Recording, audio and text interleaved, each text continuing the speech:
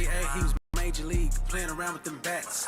Kia OG, making plays on the track. Sports and technology, we mix it in with facts. Catch him every Wednesday to like double tap. What's good, everyone? What is going down on this fabulous Wednesday? We have so much to talk about in the world of sports, man, and I can't wait to get to it. What's going down, man? You know who it is. It is the one and only J.A., a.k.a. Jonathan Anderson, here with my awesome co-host, my unc, Ronald Bulwer. What's going down, Unc? Hey, man. Nothing. Just stay down. You'll come up, man. Stay down. Man. You'll come up. That's what I say on my shirt. Stay down. You'll come up. Stay down, and you will come up. And that's just what it is. Yeah. And very, very simple methodology right there. You know what I'm saying? But not many and not all have accomplished that over time, you know. But anyways, y'all know how we like to get this thing cranked off, man. We're going to get this thing jumped off with the one and only First Lady F1 Miss C.Y. Christiana. Yeah, bruh. What's going down, C.Y.? I hear, am I live? Am I? Oh, am I yeah, on you screen? live. Yeah, we live. You on the screen. You know what it There is. I am.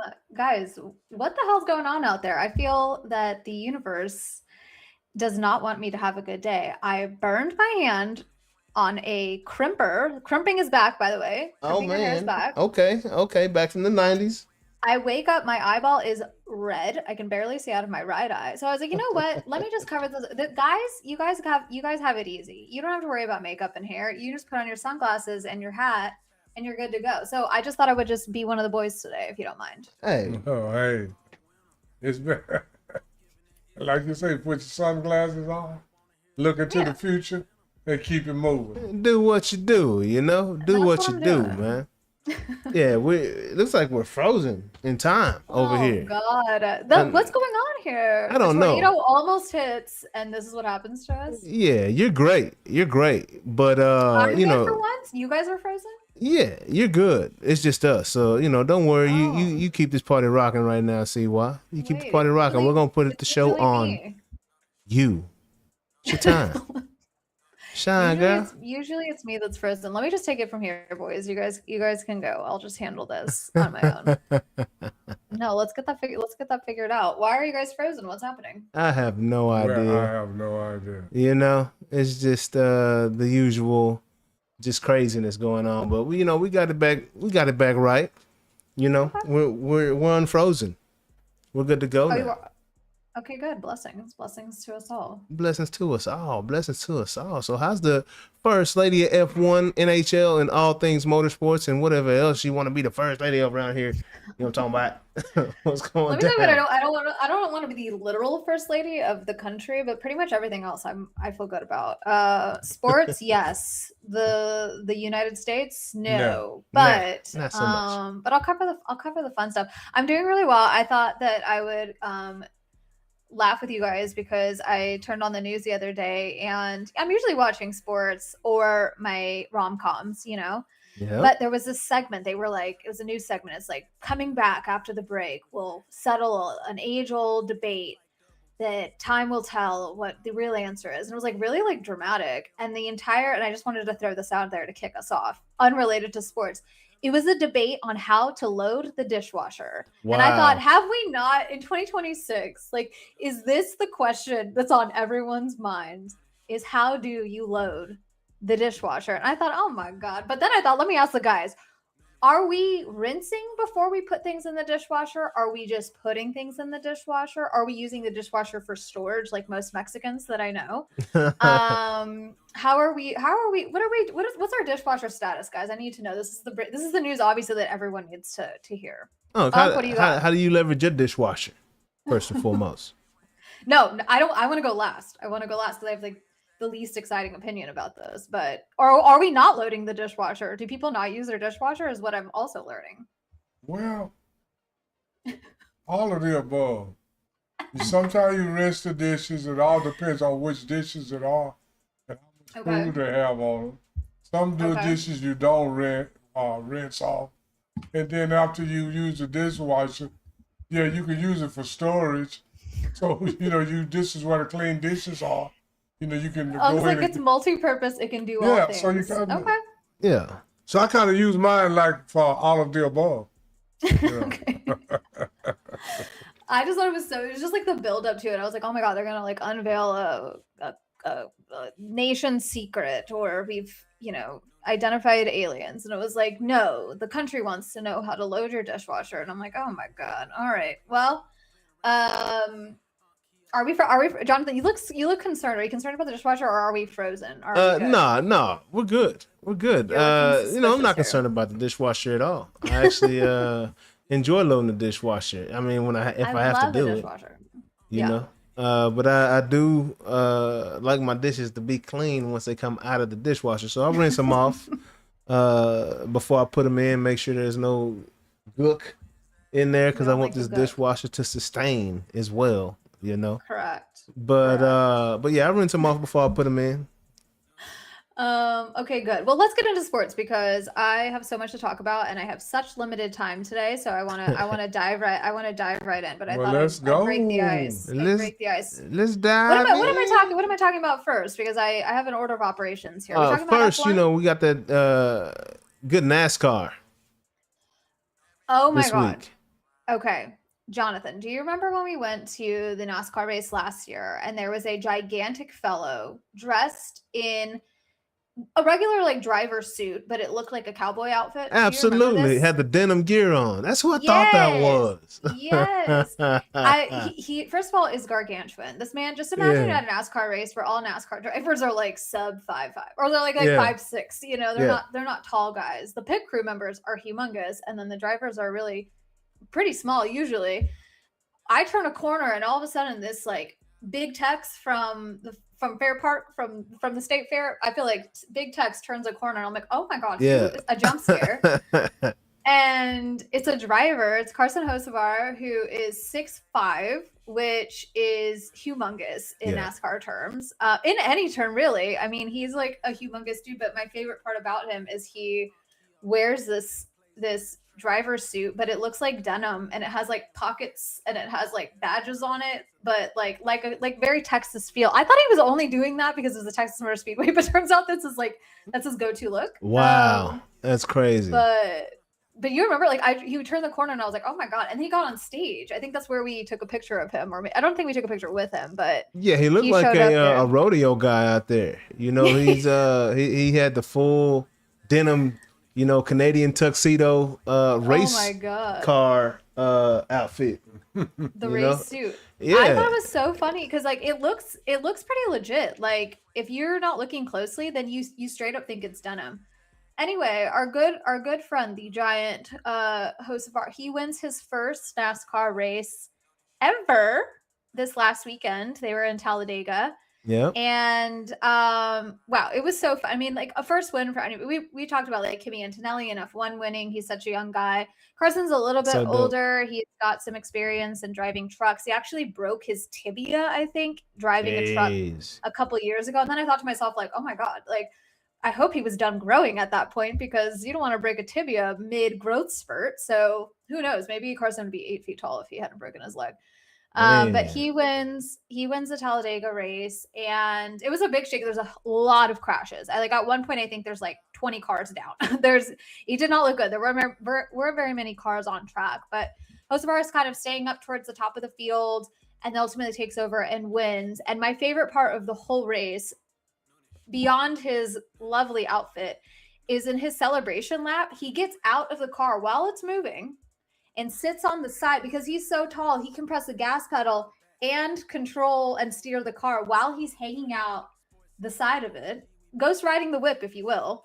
And hanging, first of all, that's terrifying. Yeah, absolutely. He's not going full speed, so, but still, like his body, I don't know how much of my frame you can see me, but he is hanging out of the car. And at one point I'm like,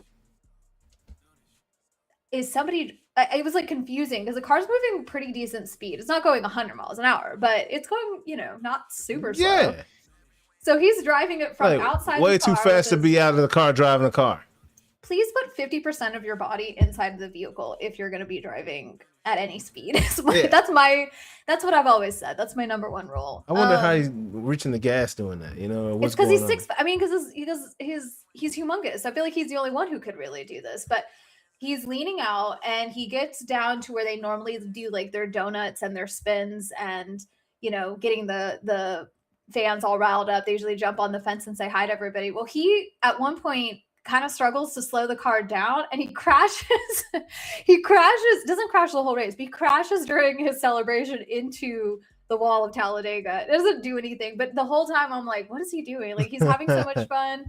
He's not slowing down into the celebration area, and he crashes into the wall. And I just thought that would be me. I would be so excited to win that I would like celebrate, do a donut, and slam myself into the wall of Daytona, you know. But I just thought I thought it was one of the most fun, like genuine celebrations. Like his first win, he's pumped. His family and friends are probably so stoked. The audience, even if you don't root for him, you're excited. So it was fun. I thought you guys have to find that clip because it was hysterical. Because the announcers are like, "Oh, and here he comes," and they're like, "Oh, and he's not stopping," and then bam, right into the wall of Talladega. But I thought it was cool because I remember we got to see him pretty up close, and I was curious if you remembered him. So it was. Well, you had something really to say on?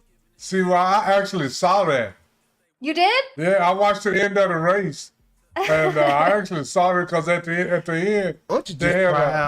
they had a couple of caution flags out toward the end.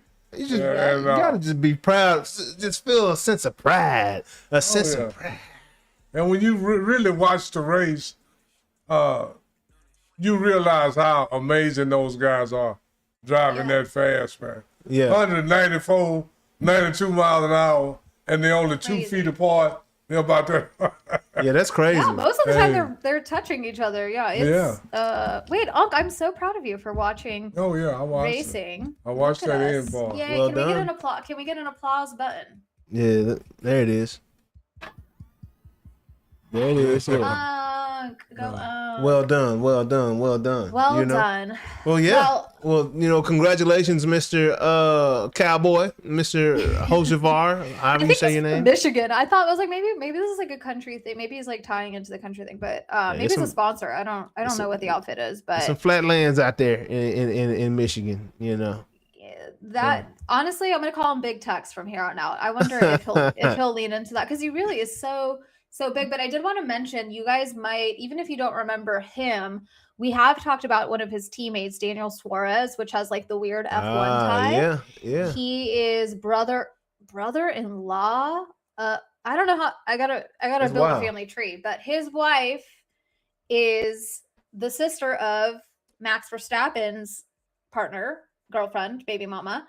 And so Max obviously was at the, so there's a really nice that's F1 pretty wild crossover here, but I'm sure they've been racing in the simulator against each other. Oh, I would love to see. Actually, I would love for them to swap places one time and just see how they would do. I don't know. My boy could fit in an F1 car. Daniel Suarez, he's not that big. He's not as big. But I think Hocevar is like 6'4". I went and did some research. The tallest from like the archives of NASCAR was like 6'6". What about F1 though? F1, I don't know the tallest driver. Like George Russell's pretty tall. I would put him at 6'1", at least. I think. I don't know. Lewis is not very tall. Most of them aren't very tall. Yeah, that's I don't know I see George Russell being of the tallest because he's like a tall, lanky guy, kind of Hocevar-esque. Hocevar's it's like 6'4". Yeah, that's a big driver for sure. Yeah. Pause. So yeah, big week for F1. Miami. MIA, what's going down? You know, you excited to get back to the season? Guys, I cannot emphasize enough. I feel like the season it's been such a big gap that it's been 5+ weeks. So like, I almost feel like we haven't had I feel like we're coming back to the start of a season. Like, I feel like this is a brand new season. Just because there's just been that amount of time between the last races. Like, a lot can happen in 5.5 weeks. People can make groundbreaking family announcements, Jonathan, and people can do big, fun, exciting things in 5 weeks. So speaking of doing exciting things, Miami is a sprint race. You guys know how I feel about these things. Which means there's going to be multiple times for us to see how these cars have changed. I mentioned last week there's some small tweaks in regulation that they made during this break. And then on top of that, the teams have had over a month now, well, really longer than that, to be considering what changes they'd like to make. And getting some test runs and fixing their cars. What's the A lot of time. car A lot of time. Yeah. Wasn't my boy from Aston Martin that needs to get his car and his whole act together up there? You mean the entire Aston Martin team? Yeah. They need to be getting it together. Same thing with like McLaren. If you guys remember, like they barely had a start. Yeah, you're right. They had the first 2 races, they barely raced at all. I think both didn't make it. I can't even remember. Honestly, F1 time is like light years. I feel like it's been 5 weeks, but maybe it could also be 5 months. So I think, yeah. So this race is kind of like having that break and then coming back and getting 2 shots to prove yourself, to really set the tone for what the rest of the year will look like. So this kind of is an interesting one. Now with sprint races, it's just another time for, okay, let me rephrase here. I used to be really anti-sprint race because it felt like when Max Verstappen was dominating that I was like, oh, look, another time for Max to get points. And Yep. I just really, it didn't sit right with me. But then Lewis won his first sprint race and I was like, I think I like sprint races. I think I'm in. I'm thinking I'm starting to like sprint races because Lewis won one. Yeah, for sure.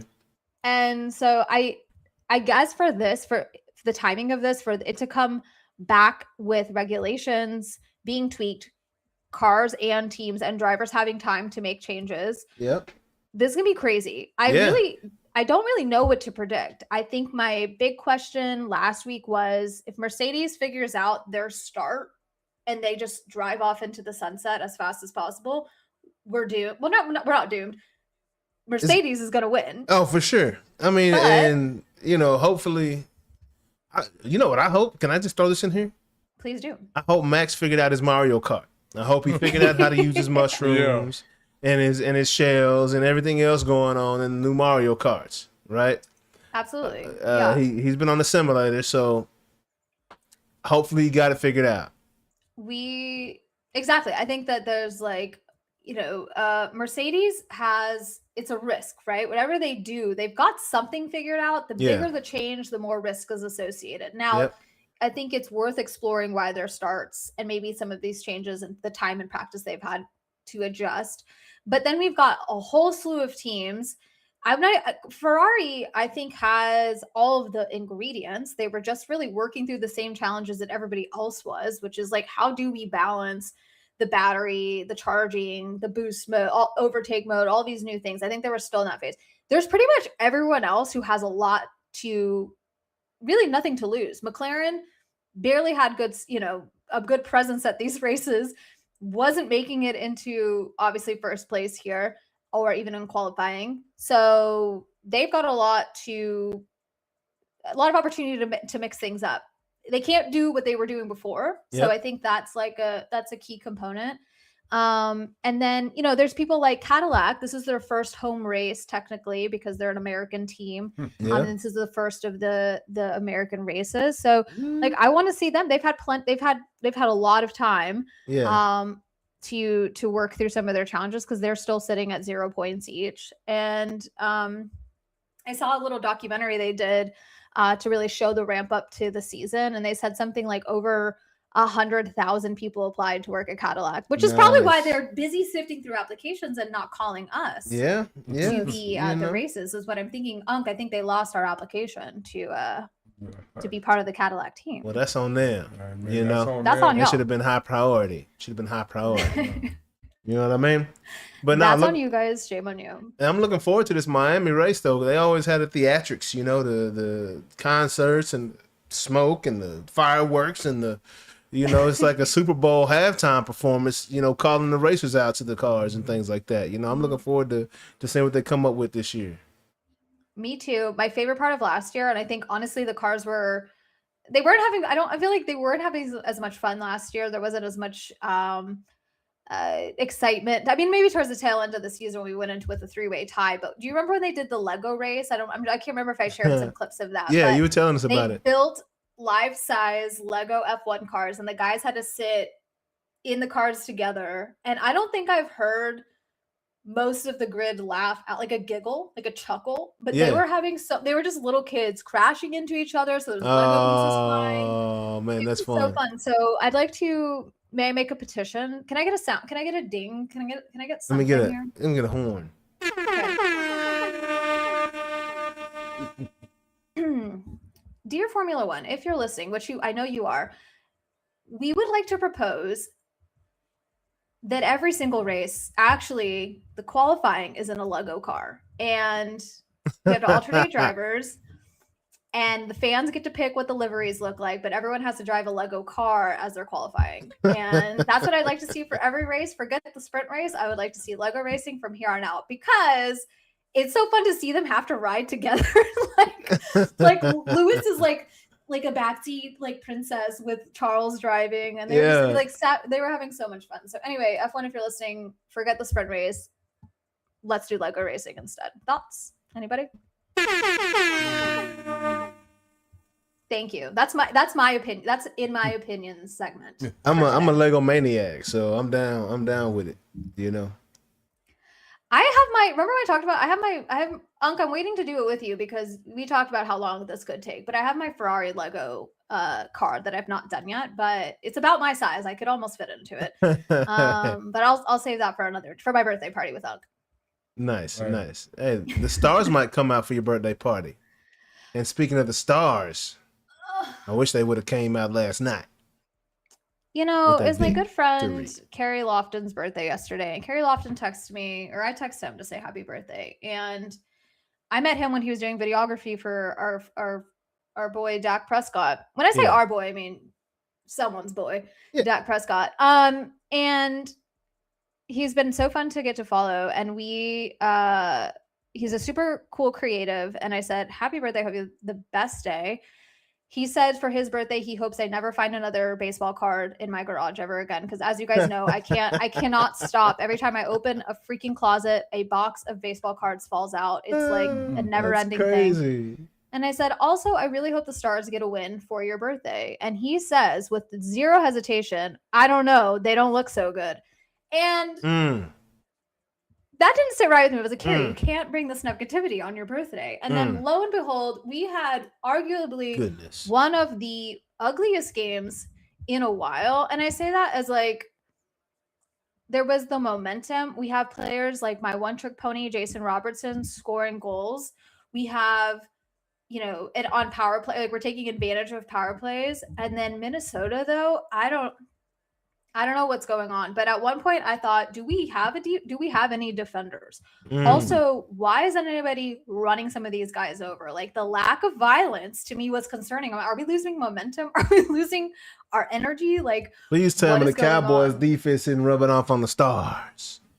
It's starting to feel, I feel as though this is my third season talking about it. It does feel as if I'm morphing into, my body is morphing into what Cowboys fans. Not the morph. Yeah, I'm anamorphing into a Cowboys fan because every year I'm like, this is it, guys. This is where things are great. Things are going well. And then we just have games like this that just make me not feel as positive. Yeah. Now it's not over. It's the best of 7, which we talked about. Like that's so much travel. In Dallas last night, they go to Minnesota to play the next game on Thursday. That's game 6. They're leading 3-2. Minnesota is. So if they win in Minnesota, they've got to get that fourth to lock it in. Then the Stars don't come back at all. Last night was the last home game. And I just can't really, I have too much 360 content that I have not posted yet. So I need a game 7. I need to force a game 7. Yeah, I think we'll be all right. Yeah. All right. I got content to push. So it was a tough game. At one point I thought maybe this game will be delayed because a tornado is ripping through North Texas, but then the sky's clear and the Stars are able to play, but it did feel a bit cloudy in there, if you know what I mean. There was an empty net goal, which is like just a sting on top of everything else. Wow. I those mean, are you painful, know, but we are a city of we haven't won in a while. I mean, since the Rangers. But thank you to the Rangers. Did they win against the Yankees? Were in town. I've been so distracted. I don't even know how they did. That's wild because that's your squad.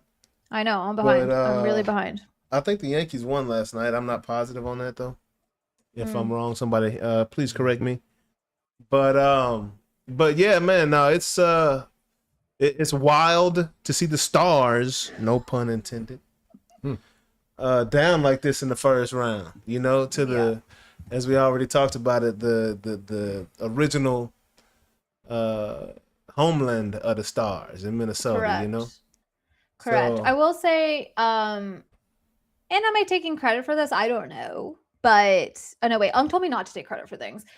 I don't have that type of power. I don't want that type of power. However, our boy Logan Stankoven swept Ottawa, and so they're going on to the next round against TBD. We'll see who. Remember at the end of the season, I was telling you Stanky was going off. You really called that, and I feel like, I mean, Mikko Rantanen is. I think that was our. Right? Like that was a trade we made. And I was like, Miko, what's going on? And then he showed up for us in the playoffs last year. However, this year. But last year too. That was when the trade happened. I was like, what is going on? Because I thought, wow, it was just he scored like 5 goals in back to back. I mean, it was like crazy. And then Logan was a little quiet where he was. But then I don't know if he scored every single game of that series, but most. Every time I watched, Logan Stankoven won. So or scored a goal. But yeah, I think which would be cool. I mean, I don't want to go against Carolina. But hey, let's survive and thrive Thursday, mostly so I can post my content. Let's get a game 7. Let's win. We'll face the Avalanche after that. Terrifying. Don't love that. But I think we can do it. I think we just need to get over this hump. Ottinger played a good game. I just don't think he had the support that he needed. I thought at one point, do you need me to sub in? Because I'm ready. It was weak. It didn't look like the Stars. Unfortunately, there were like glimpses of how they've played this whole series where you have these little pockets of, you're like, wow, we've got it together. We're moving the puck well. We're really owning our territory. And then a power play or a penalty kill happens. And I will say, though, our one-trick pony, Jason Robertson, has scored yet again in this game. And I think he's tied now for a record of most goals scored in postseason. Oh, wow. And yeah, so his contract's up for conversation. I hope they're paying attention to the work that he's doing, because it would be a shame to lose him just simply over money. So we'll see what happens on oh my god, tomorrow night. I'm stressed already, but it'll be okay. All's well. Hey, we'll be fine. You know, we're taking them to that deep water. You know, just have faith, keep the hope, you know, keep the whatever. Yeah, keep hope alive. But right on, Miss C. What did I say? That was, you know, we appreciate the F1, the NASCAR, and the NHL playoff update today, man. Looking forward to Miami this weekend and everything that takes place. And, you know, I don't know where NASCAR is going to be, but maybe MJ will get another win.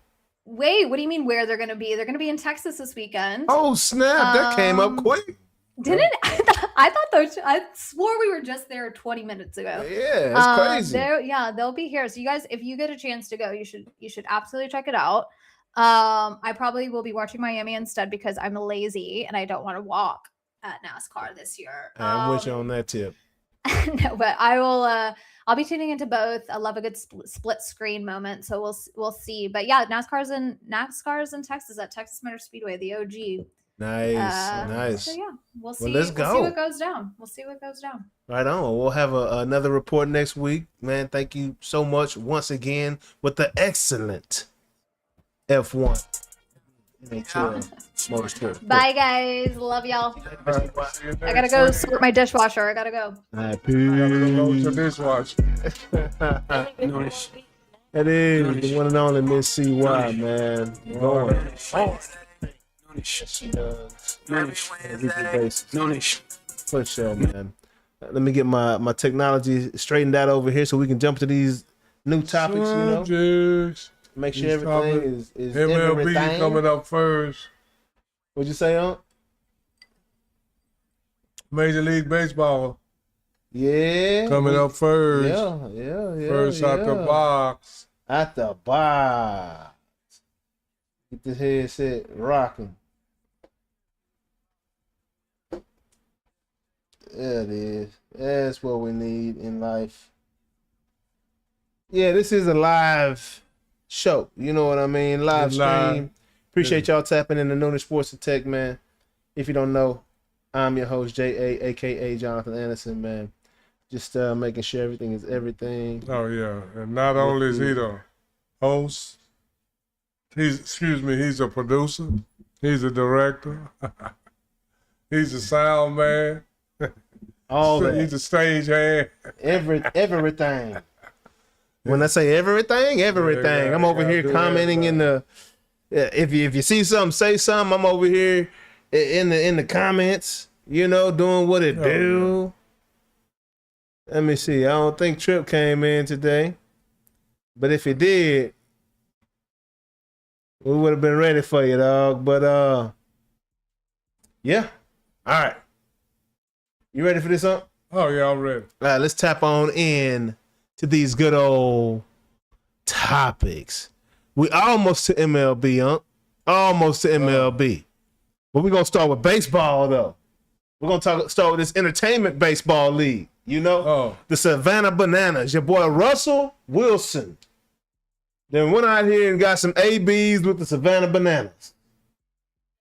Just keeping his name relevant, man. You know, he always came and did spring training with the Texas Rangers, so it's cool to see him get out here. And, he got drafted in baseball. Yeah. So he can play. Yeah, he can play for sure. I mean, he putting the bat on the ball, man. Yeah. You know, and these guys ain't just throwing them just, here you go. This I'm ain't. not saying, he's a great, but he can play. Yeah, for sure. I saw him hit a ground ball. He got thrown out of first base, but it looked like he had a lot of fun doing it, man. It was cool to see, man. Has Russell retired yet? That's a good question. Did he play last year?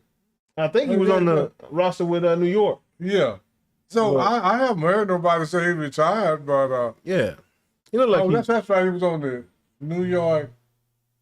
It'd probably be best for him to retire. Yeah. So just chill, enjoy your life, man. His window of opportunity is over with. Yeah, he can move on to something else. Yeah, and before we get to the MLB, also NCAA baseball news. Brown University has the first ever female pitcher to throw in a baseball game. Miss Olivia Picardo, I think her name is. That's pretty dope. I know Monet Davis. Remember Monet Davis in Little League Baseball? Yeah. Took the nation by storm because she was out there doing that thing. Yeah. But, I mean, the girl really went out there and she threw some ground balls. She was pitching. Okay. And, dudes ain't taking it easy on her, but, yeah. What you think about that, huh? Could be Greg Maddux out there. She could be Greg Maddux out there. No, the hell she not. Stop that shit. Greg Maddux. She's a girl. She cannot throw no damn Greg. Yeah, she probably could out throw him now. How old Greg Maddux? 7 years old? Shit, come on, man. I don't know. Nolan got up there through some heat the other day, man. Who did? Nolan Ryan. He a man, right? This a girl. Yeah. All I'm saying, she out of her lane. Mm-hmm. She out of her lane. She went in there and got some outs, though, huh? I wouldn't. Okay. So you don't give her a chance to get to the league? Is she getting All out? I'm saying, so is it gonna be a dude gonna go play NCAA softball with the girls? No. Well then, go over there, man. You out your lane. You ain't going no major league. You may be the greatest woman pitcher ever, but you below average as a man. She below average pitcher when you compare her to men. And I don't care what nobody say. She's below average when you compare her to the men. Oh, so you don't think it's cool? Hell no, I don't think it's cool. Well then. Go be a girl. Quit trying to be a man. Hey, I thought it was pretty dope. I wish somebody go down through there and Pete Rose her ass. Trucker at the home plate? At the home plate. give a concussion like Pete Rose did another grown man. Pete Rose ended the dude's career at the plate. In the All-Star game. Yeah. In the All-Star game. Yeah. So you know you're supposed to be taking it easy. So if somebody chuck her, I don't want to hear nothing. Hey, I don't want to hear nothing. Because you're out your lane. It's not cute. It's not cool. To me, and like I said before, I'm one of these old school dudes. Yeah. Stay in your lane. You're out your lane. Simple as that. I thought it was cool. I don't think it's cool at all. We'll keep- Go be a girl. Go play against other women. We'll keep it trucking. To the MLB.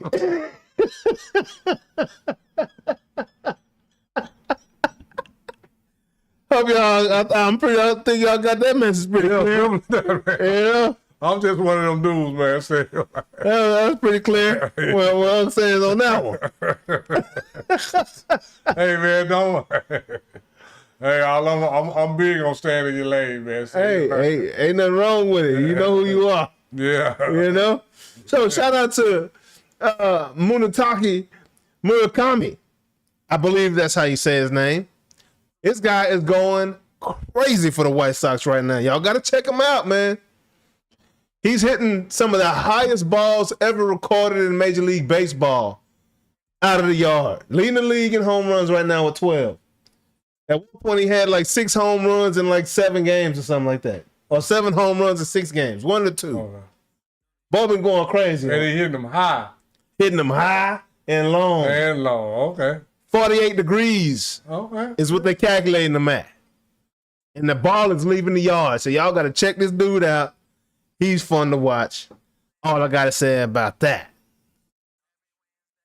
This past week. No, that's cool. No, that's dope. No, that's cool. That's dope. You got to check it. It looks like some anime type stuff. You know what I'm saying? Yeah. Hey, MLB ain't playing with him in this first quarter of the season. If you got high expectations and your payroll is high and your wins are low, we call that a hot seat. Got these managers getting canned left and right, huh? Well, you know, it ain't the hot seat no more. What is What it? it is? What is it? It's like in a jet. You got the ejection seat. Man, They'll hit that button. out of there. Hey, Out of there. I With the think how many? quickness. What 2 or 3 been canned already? And how many games been played? I mean, not that many. It ain't even at 40 games yet. Huh? We ain't even in May yet. You know what I'm saying? Yeah, I mean, hey, Season started a little bit early in March this year. This the but whole we're not thing. even in May yet. That's the whole thing. And the Red Sox and the Phillies, 2 of the upper echelon organizations. You got the or money, teams anyway. and you got the people. No, hey, hey, like they say, sugar honey iced tea or get off the pot. That red Sugar button, honey iced tea. wow. Yeah. They ejecting quick, man. Yeah. Alex Cora from the Red Sox and my boy Thomas, I believe, from Philly, man, out of there with the Yeah. quickness, man. So We ain't Get got your time act to play straight. with you like that. we We ain't got time ain't for it. got time, Craig. We ain't got time. No, we ain't got time to play with you like that. Hey, last week we talked about this boy Mason Miller and how he just dominating the league, man. We just wanted to reiterate how dominant this young man is and let you know that out of the last 18 hitters he's faced, he struck out 17 of them boys, huh? Hey, you can't knock that. Hey, what can you say? He's striking them up and strike. Hey, That's every time they six, come up, he strike them down. that's 6 innings. Yeah. And only one of them is hit a ground ball out. Everybody else, backwards and forwards Ks. That's a strikeout. Yeah. He doing But, the things right there. Shout out to that young Mason Miller, man. That boy Oh, yeah. going hammer on that bump. But moving along in this MLB still. So, we talked about how the Mets been struggling this season. The boys can't catch a cold. They can't get a win for nothing in their life right now. And they got the highest payroll, right? Highest payroll in the league, and it's sickening because they got people trying to tell the people, come to the game. We sell you $6 tickets. A Taco Bell Crunch Wrap is $6.79. Right now, at this point in the season, the way the Mets been playing, they got Juan Soto, they got Francisco Lindor, yeah, they got talent up and down that roster, huh? Galore. They got Marcus Semien over there that was with the Rangers last year. Their manager ain't got that ejection button yet. He ain't got the ejection button yet. Some got to change. Somebody got to go. I'm just asking you, which would you rather have at this point in the season? A crunch wrap? Or go watch them New York Mets with that $300 million roster or whatever it is? Right now? Yeah, right now. At this particular moment. At this moment. Crunch wrap. You want that crunch wrap? Crunch wrap. Hey, Hey. I don't care what the, man, baseball. Yeah. Hey, man, baseball, the way baseball is being played now and marketed and everything. Yeah. Baseball now, man, I take that crunch wrap now all the way up until late July. Yes, sir. I'm with you on the crunch wrap. Then I might take a game. Yeah. But for the next 2 months, give me the crunch wrap. Hey, man, make sure I got to come with something, Hey, man. man, We better want crunch wrap. some Taco Bell meat on the crunch wrap. Yeah, I'm just To the being mint honest. seat. Give me the crunch wrap. Oh, Lord. Okay. Keep this thing pushing. Hey, if you out there, man, if you see something, say something, man. You got something to say. We having a good time. And then if we talking about something, you want something to say about that, get in the chat.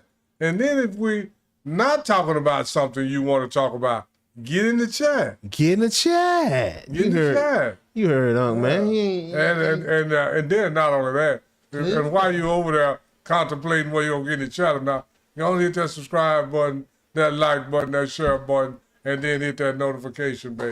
Simple as that. Yeah, man. Simple as that. Simple as 1, 2, 3. And let me go on over here and get my situation situated. Yeah, he trying to probably get it plugged in so he can stay on certain platforms. Yeah, man. So we can keep it funky. You know, keep it funky. Keep it moving. Yeah, I ain't gonna call no platform, but whatever platform. Yeah.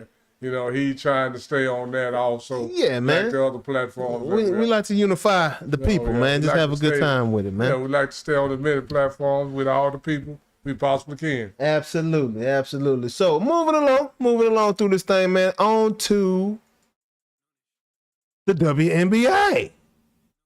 You know, we Paige Becker's talking a little fun. Came out there and sat at the table, was like, yo, let me address this right now. I'm gonna address it one time. I ain't gonna talk about it the rest of the year. Matter of fact, ain't nothing to talk about. It ain't none of y'all business what me and Miss Fug got going on. We ain't new to this, we true to this. Professionals, done this before, done it for many years. Out on that court, we on that court.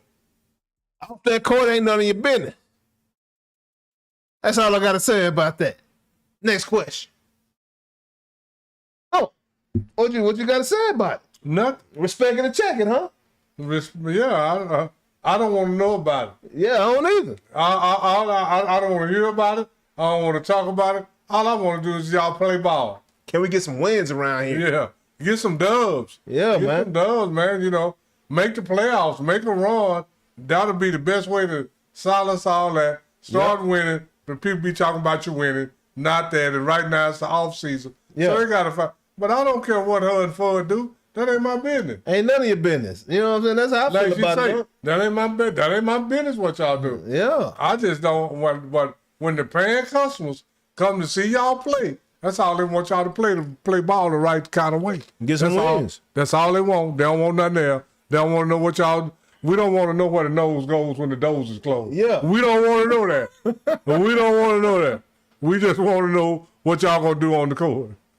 We just where the nose goes when the doors is closed. We don't want to know that. Yeah, we don't want to know that. For sure, man. I'm with that. But anyway, I'm with Paige, and we can move on to the next one. Next topic. On to the next one. And once again, welcome to Noonish Sports and Tech. That's what it is, man. So, did you know that the NCAA tournament has now expanded from 68 teams to 76? I don't know who asked for this.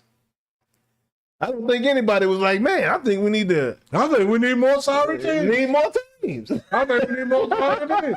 We ain't got more sorry teams. Hey, let's get some more. Hey, that first set of those first 2 games or whatever, them games whack. Man, those games already whack. Why we adding more of those games? Yeah, well then why don't y'all just put the whole NCAA in there? Just bring the NIT tournament on. Yeah. Just start cut the season down to about 20 games and start the tournament with everybody in the NCAA. How about this? Everybody you invite to the NIT, We put them in the tournament. The winner of the NIT tournament are the last two teams in the 68. Yeah.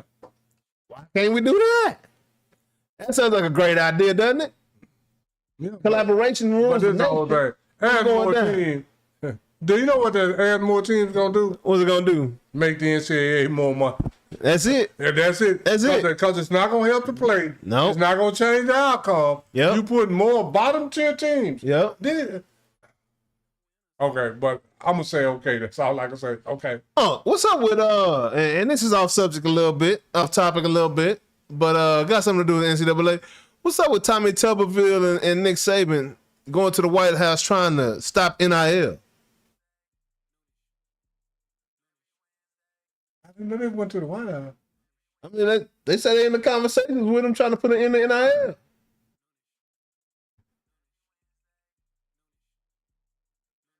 All right, we'll talk about that later. No, I'm just saying. I'll go fact check my. Yeah, no, I have heard Nick Saban say he don't like it. Yeah. Because this is the whole thing, man. I really can't say what I want to say, but it's two old cronies. Why can't you say it? Why can't you say it? I'm caused too big controversy. Okay. But anyway, it's two old cronies that don't look like me. I'm gonna say it like that. Yeah. That's been in control of everything, and then now they done lost control, and they don't want nobody else to get no control or make no money. That's all it is. Yeah. That's all it's about, control and power, man. Money, Everything is power. about that. Man, that's crazy, man. Nick just mad cause he can't bully kids like he used to, cause these kids got making say, man. Because they getting money from other places. Now from him. they'll tell Nick to go to hell. Yeah. I'll go to Georgia and get more money, or Tennessee, or go to Oregon, and now they offer me more. I'm gonna get the transfer portal. Yeah. They won't. That's all it's about. Nick can't talk to these young men like he used to and sit up and stack his roster. Nobody's gonna sit on the bench behind somebody else at Alabama when they can go to another school and get more money and playing time. Yeah, you know Nick ain't there no more. We know Nick ain't there no more, but that's why he ain't there. Exactly. That's why he ain't there. He couldn't do it. He want to coach again, but he don't probably want to come back. That's why he want to stop it. He don't want to. Yeah, he want to coach again, but he don't want to deal with that. Because you know why? He didn't even like the NFL because of that. You must have been reading my mind. You know he quit 2 jobs. He left the NFL twice. Yep. Because they were like, we ain't got to listen to that, man. Mm-hmm. We ain't no 18-year-old kids. Crazy, man. Yeah, Nick just a bully, man, and he want to be in control, man. Oh, Nick, we wanted better from you, dog. It's all good. It's all good. Yeah. But anyway, that's weird. But anyways, we're gonna keep this thing rolling. That was kind of off topic, but it was on topic. Like I'm. Yeah, but Nick want that illegal NIL. He don't like the legal. Yeah, he don't like that legal. He want that under the behind the closed doors. Yeah, he want that illegal money. Yeah, the paper bags. Them Anyways, Cooper Flagg was named Rookie of the Year by the National Basketball Association, huh? Yeah. What you think about that? Yeah, he deserved it. Yeah. Over, what's his name? How you say his name? Yeah, Con Knipple. Yeah, I'm call him KK. Yeah, Con Knipple, I think his name is. Knipple. That's his teammate at Duke. Yeah. Yeah, that's pretty dope. I mean, he wasn't better than not only he that, wasn't better than Cooper at Duke. He ain't better than Cooper now. And no, he wasn't, because Cooper also won the Naismith Award at Duke. Yeah. Which is the National Player of the Year. Yeah. And not only that, the year before that, he won the Gatorade Player of the Year. In high school. In high school, which makes him the only player the first player to ever do that in 3 consecutive years, to ever do that in 3 years. Mm-hmm. Got the high school National Player of the Year, Collegiate Player of the Year, and the NBA Rookie of the Year in simultaneous year. I think the kid's pretty good, huh? Oh, yeah, he's pretty good, but then you got to realize a lot of players didn't even have an opportunity to do that. Yeah. You know, because back in the day, you couldn't go one and done. Man. So you gotta, I'm not trying to knock Cooper now. He's the first player to have done it. He's one of the very few people that had the opportunity to even do that. Yeah. To go bam, bam, bam like that. Yeah. The kid is pretty dang good, man. Oh, so yeah. shout out to you, Cooper Flag. Hey, that's some real D-time Shout out to Noonish Cooper. stuff right there, baby. I Let's still get it. would rather have Cooper than Luka right now. Because we ain't going to get no championship the next 1 or 2 years. Yeah. If we had Luka, we wouldn't get one now. But Cooper can develop, and I think his all-around game Yes, sir. is going to surpass Luka? Yeah. Now, far as scoring, I mean, it's just hard to be a better scorer than Then Luka, yeah, for But sure. he's going to be close. He's going to be close with scoring. He's going to be a better passer. Far as in critical situations, he's going to be a better defender, a better rebounder, you know, and a better teammate. And he's, you know, just a better guy. And he got a chip on his shoulder, man, because, you know, he's coming in after Luka. So, hey, that's a forever chip. Yeah. That's going to remain on that shoulder. I'm cool with it, man. Cooper Flag is that dude. Shout out to you. Appreciate your effort, young buck, man. I'm looking forward to seeing what you do, man. Looking forward to seeing what you do here in D10. I know I got this Raptors jersey on right now, but I'm just trolling James Harden. That's it. But moving along, we'll get to that later. Get to that later. So, those NBA playoffs are rocking right now. And, man, you know, I got one of my favorites in the league right now is Anthony Edwards, huh? MJ boy. I so hate he out, man. Man. And I hate he out because if Anthony Edwards would have been playing, they'd have put Denver out last night. Yeah. That's what I believe. Denver. What's the guy named, the one that Joker went down there and grabbed him by I know you're talking about. He said the other day, he said, Denver got a team full of bad defenders. That's McDaniel. Wow. That's why Joker went down there. He was mad. Yeah. And let me say this about that unwritten rule. Okay, if the game was over, didn't Denver just score? Yeah. Well, if the game was over, why y'all didn't hold y'all scoring? Exactly. Yeah, because actually, y'all could have ran the 20, y'all could have ran the clock out, but you scored. Yeah. Now you want the game to be over. Yeah. Joker, go to hell.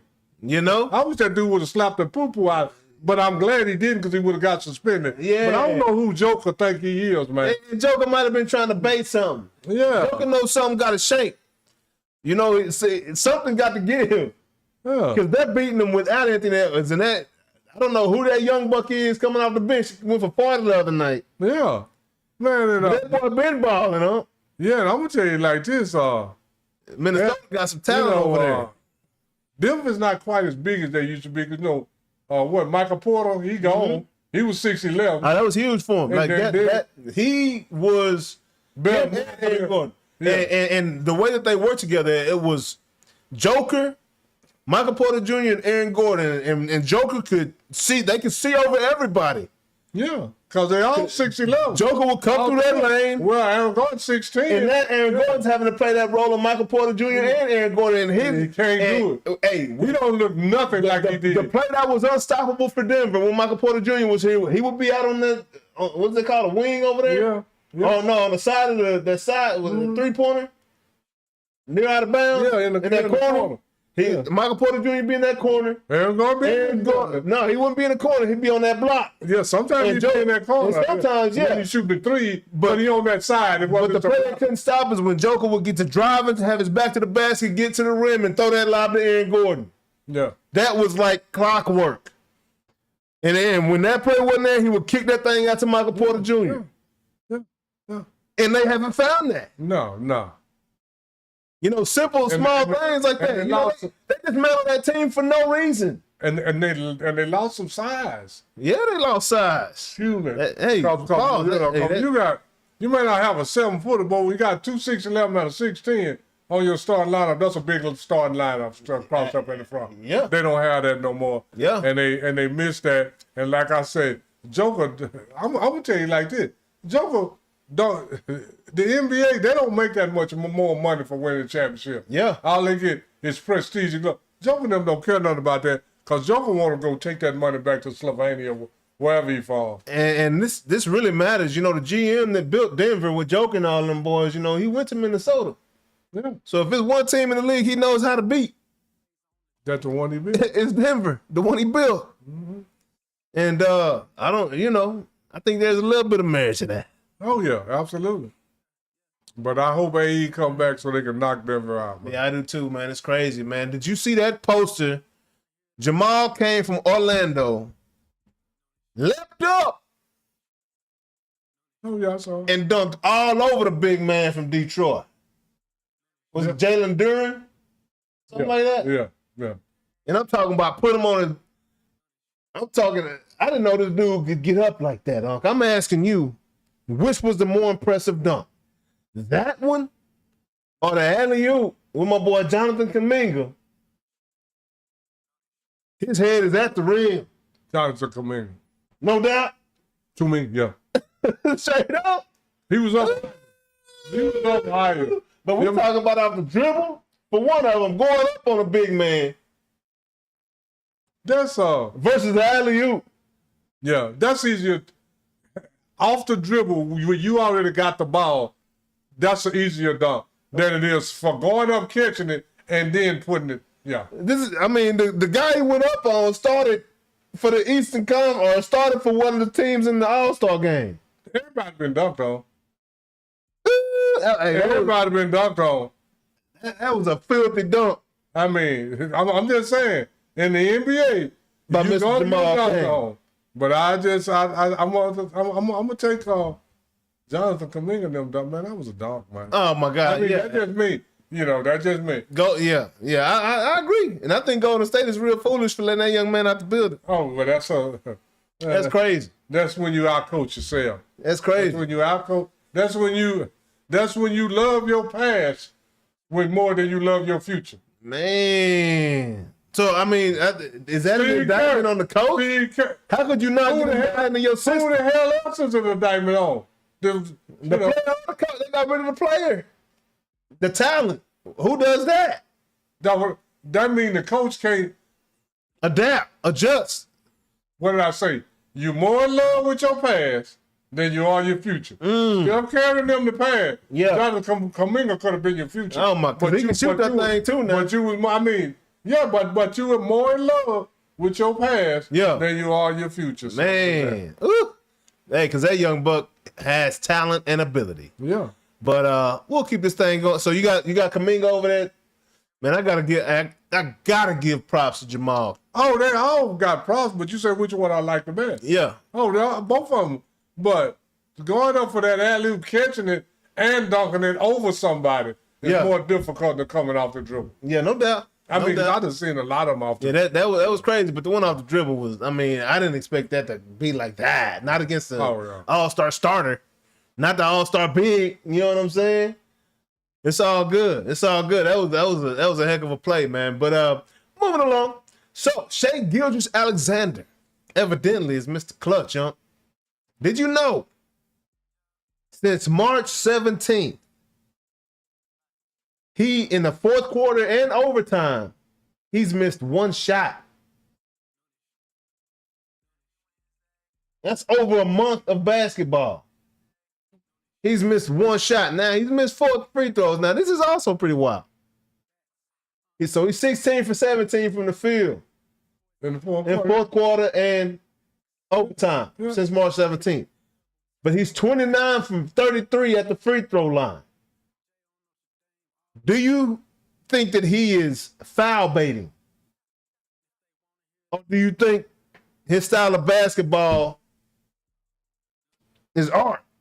He's taking advantage of the rules. Like how do you look at his style of play? I look at it like he can play, and the media can sell any narrative that they want to. He that dude up? Yeah. Because of the way they talk, you would never know Luka Doncic led the league in free throw shooting. Yeah. Most free throws per game was Luka Doncic. They don't talk about him foul baiting, do they? No. So how can somebody that's shooting less, shooting a higher percentage and all that, he foul baiting? It's just all what the media want to sell people at. Yeah. They want to discredit Shai's ability, so they got to say something negative, and that's all they can find. Yeah. He ain't foul baiting no more than Luka,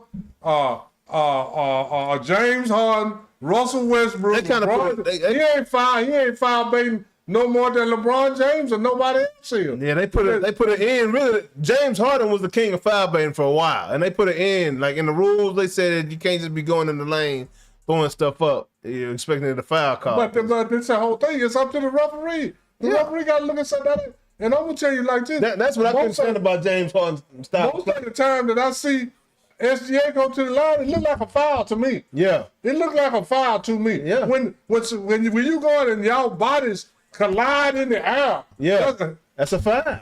It don't matter whether he jumping into them or they jumping into him. That's been going on in this whole thing. That's a foul. For a career, he's averaging less free throws than Michael Jordan. They didn't say that about him. I mean, so all this stuff about foul baiting, trying to hear that. they just trying to say that to discredit SGA's ability to score. Yeah. And they didn't say nothing about the other night when he scored 42 points with 1 3-pointer. Man. And then the other night, the last game they played, he scored 31 with 2 3-pointers? Yeah. Come on, man. It's just proven, like I say, 3-point shooting is overrated. Yeah. 3-point shooting is overrated. Yeah, you been saying that. And this is the thing. SGA is one of the few guards that is average, and all these other people that average 30 points per game for 4 years, go look at the guards and see that they shoot 50% like he has. Yeah. Yeah, I mean SJ he's a dog out there. SGA. Undeniable talent, man. He is a retro style player. Yeah. Cause he coming right at you. And you know he coming at you and you gotta stop him. You know what I mean? Now you gotta put some weight on. Yeah. And then who got to put some weight on? SGA. No, he don't. You don't think so? No. He played 50. He's been 30. If he put some weight on, we're going to 40. I'm saying to sustain that for a long period of time. He did it for 4 years in a row. Yeah, I know. But I mean, how much longer can he do it at that size, though? I mean, he probably do it another 2 or 3 years. And the record of 30 points per game is 7. Will and Michael Jordan did it 7 times in a row. Man. So, I mean, he look like he do it. I don't see nothing going to stop it. Yeah, you know, this is the whole thing. Cold-blooded somehow, all that. He cold-blooded now. I mean, this is the whole thing. He ain't. This ain't no knock on KD, but he ain't KD. KD don't like contact. Frail. It all depends on how tough you are at the size you are. You know, whether you need. I mean, and SGA, he's got a slim build, but SGA pretty strong. Yeah, I don't understand why. A lot of, I don't understand why. He can do that for another. The way he's playing and how he play, I think he can do it for another 3-4 years. I ain't gonna say he's gonna average 30. But I think he can average between 28 and 33 for the next 4 5 years. I mean, I don't see nothing that's going to stop him. I want to see him do it longer than that because the boy fun to watch, man. Well, I want to see him do it longer than that. But, this is the thing. Sometimes we get enamored with LeBron James in the league. Man, it's not a lot of people going to play at no high level for no 20-nothing years. It ain't been but 2. Yeah. So far, it ain't been but 2 or 3 players that play at a high. Robert Parrish played for 21 years. The last 2-3 years. It wasn't no high level neither. The last, Kareem is about the next to LeBron, played at the high level the longest. Yeah. Dirk, too. No. Dirk played at a high level for a long time, man. He won a championship. Okay. Well, you don't think so? Okay. Well, I mean, I'm just saying. He played 20 seasons. First off, who's we talking about? Kareem and LeBron, right? Yeah. Don't bring Dirk in that conversation. I'm just being honest. Dirk beat LeBron, though. But I understand. Yeah, shot 40%. I bring the conversation because there ain't too many people you can put in that 20-year bucket. Yeah. Conversation. He did, but it's certain conversations only certain people belong with. And when I'm talking about LeBron James and Kareem Abdul-Jabbar, to me, this is just my opinion. This ain't IMO. But in my opinion, Dirk is not in that same conversation with those two. I don't know if LeBron could have came to Dallas and won a championship. I don't know. This is what I do know. Dirk couldn't have went to Cleveland and did shit. With no Anderson Varejao and he couldn't have done that. And I'm gonna say this: with that team, if LeBron James had Tyson Chandler and because Jason Kidd would have been on the ball. Hey, what up, Waylon? What's going down, big dog?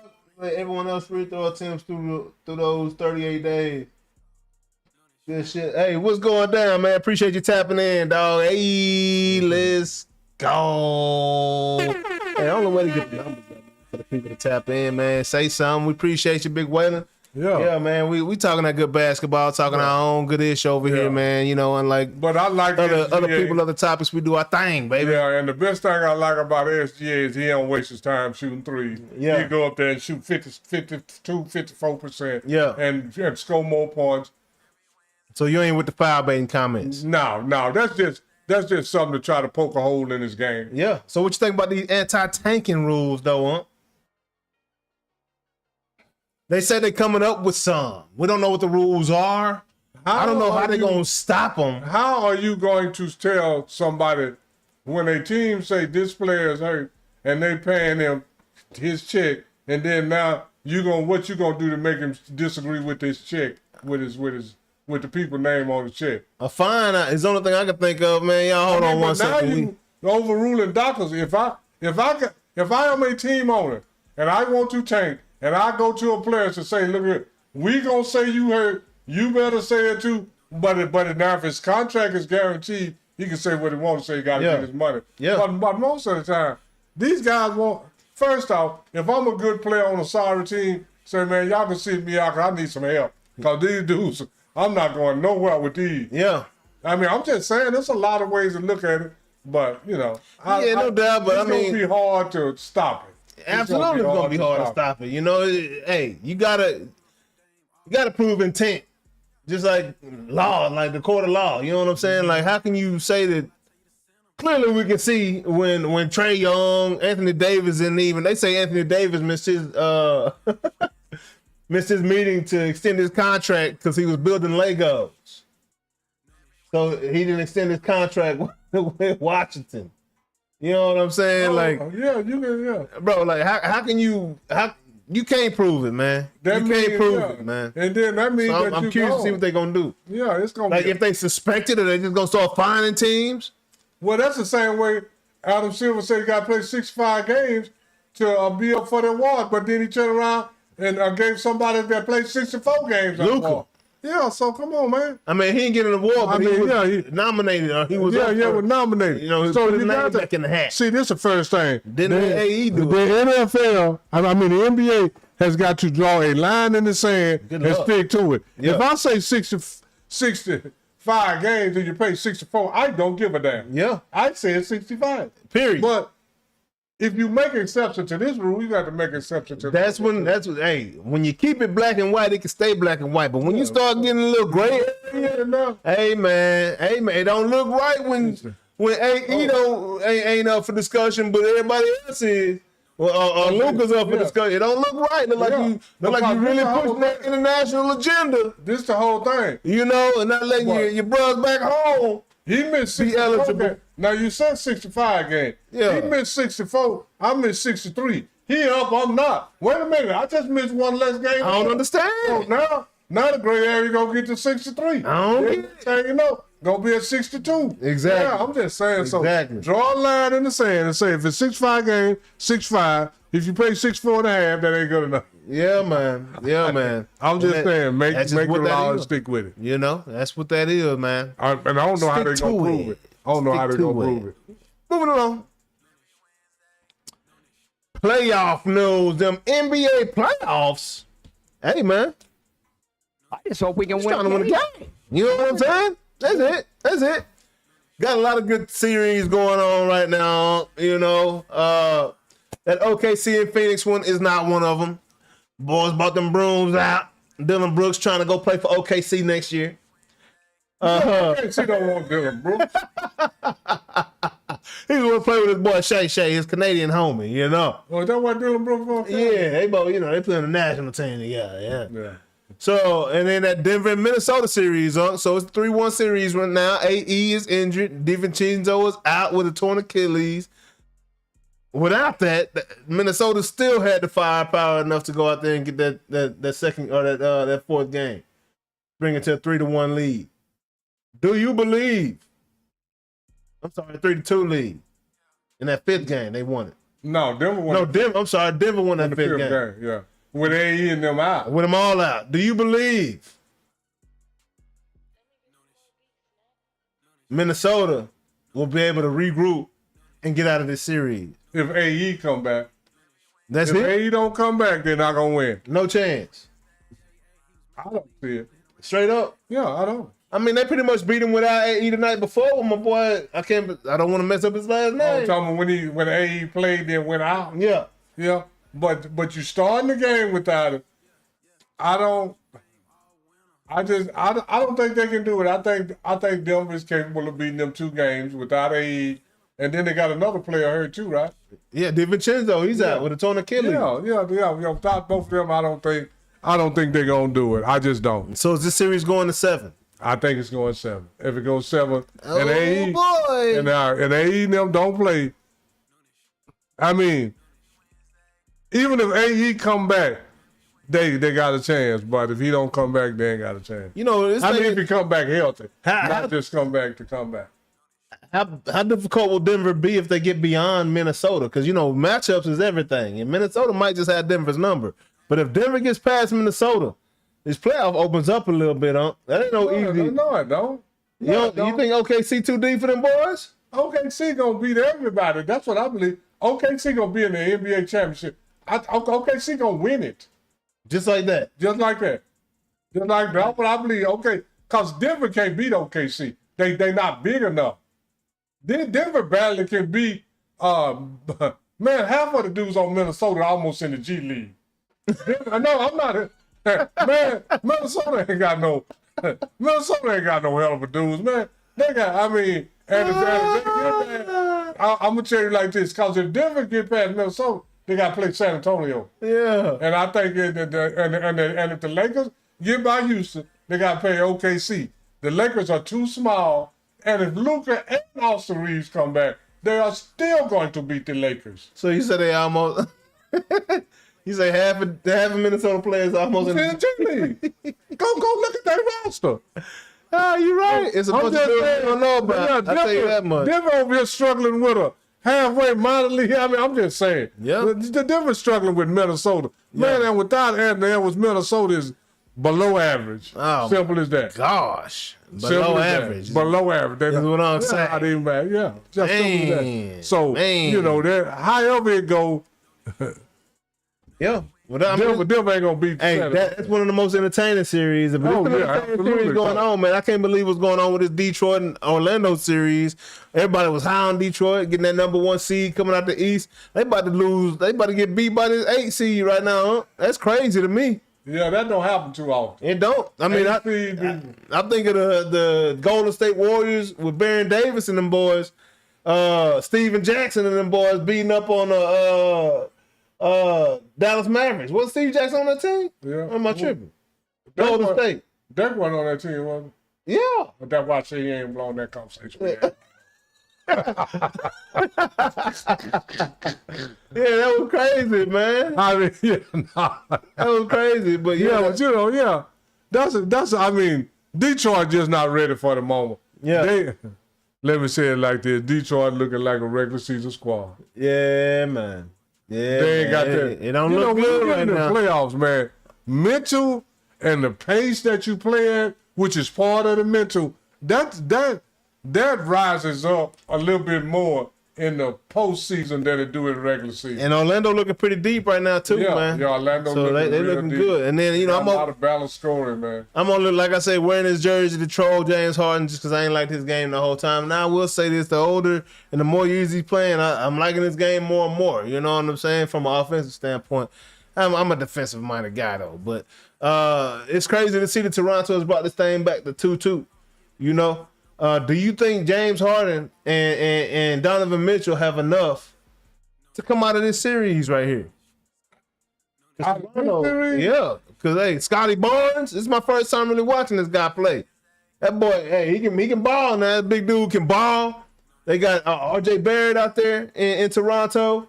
You know, they got some guys that can go. Yeah, the series tied up 2-2, right? Yeah. Well, Cleveland got enough to Mike can come out of here. Yeah, they should. Yeah, They should. They should, but that don't mean they will, but They started out 2-0. Donovan Mitchell and James Harden, they went to Toronto. I think they've been kicking it up there. They got beautiful women up there, what they say.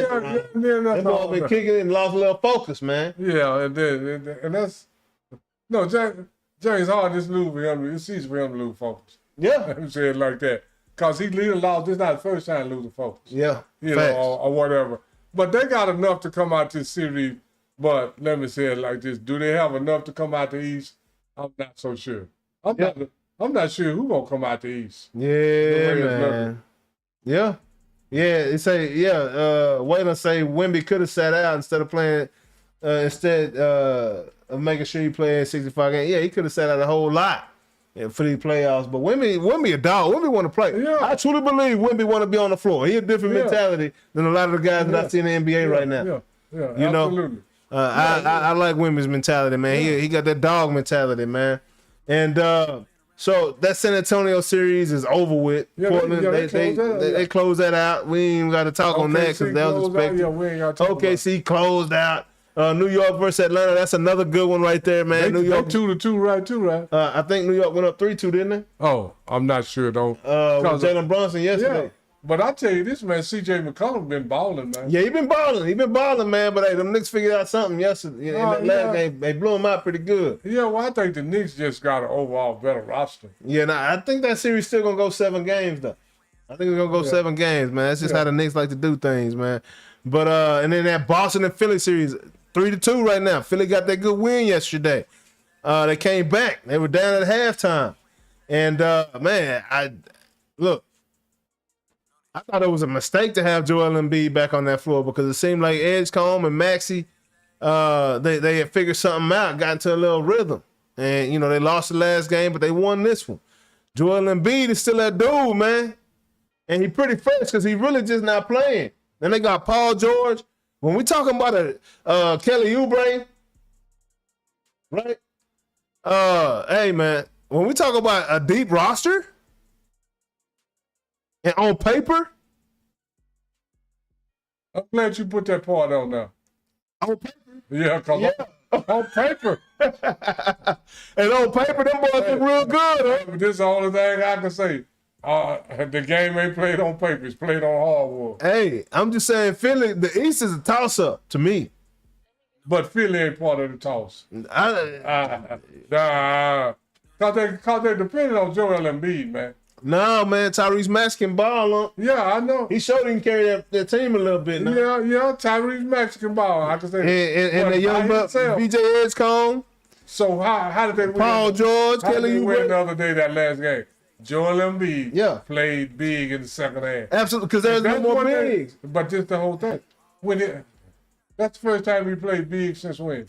I mean, he ain't been Since playing. September. He ain't been playing. Exactly. I didn't ask him, was he playing? Yeah. I said, when he was playing, but before that, he was playing little. And Joel Embiid is nobody. He played little in the first half, shooting all them threes. He was 0-5 or something in the first half shooting threes. So I can't put no weight on Joel Embiid. Hey. Boston gonna come out of that.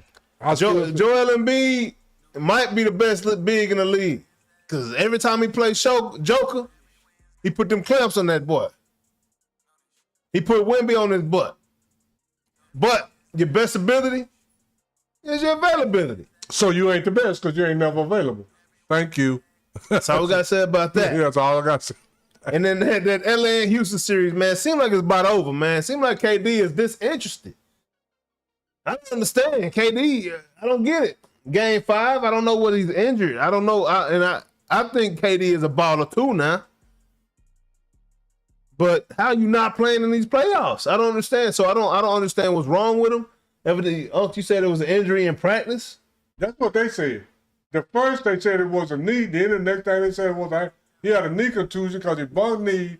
Then the last game they said it was out because his ankle. Yeah, so I'm trying to figure out what's going on with KD and what's going on there. You know, tell you the same thing. You know what's wrong with KD? What's that? The same thing been wrong with him every time you don't see Steph and Clay and Draymond on the same uniform. The same thing that's been going on. The only time KD did something was when he had the Golden State uniform on. Because in OKC, he shrunk. Yep. When they had Golden State 3-1, KD shrunk. Everybody trying to blame it on Russ. Yeah. Go look at this series. KD shrunk. Yeah. Then he went to Golden State and got 2 MVP. The 2 is the easiest MVP in the history of the MVP in the final. Yep. He got the 2 easy. Then he went to Brooklyn. He didn't do nothing. Yep. Then he went to Phoenix. He didn't do nothing. Yep. Now he in Houston ain't doing nothing. Man. I don't understand when people gonna realize KD ain't gonna do nothing.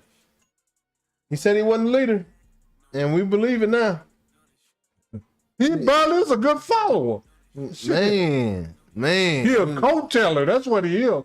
I mean, he's a heck of a scorer, man, but Especially when the defense is watching everybody else.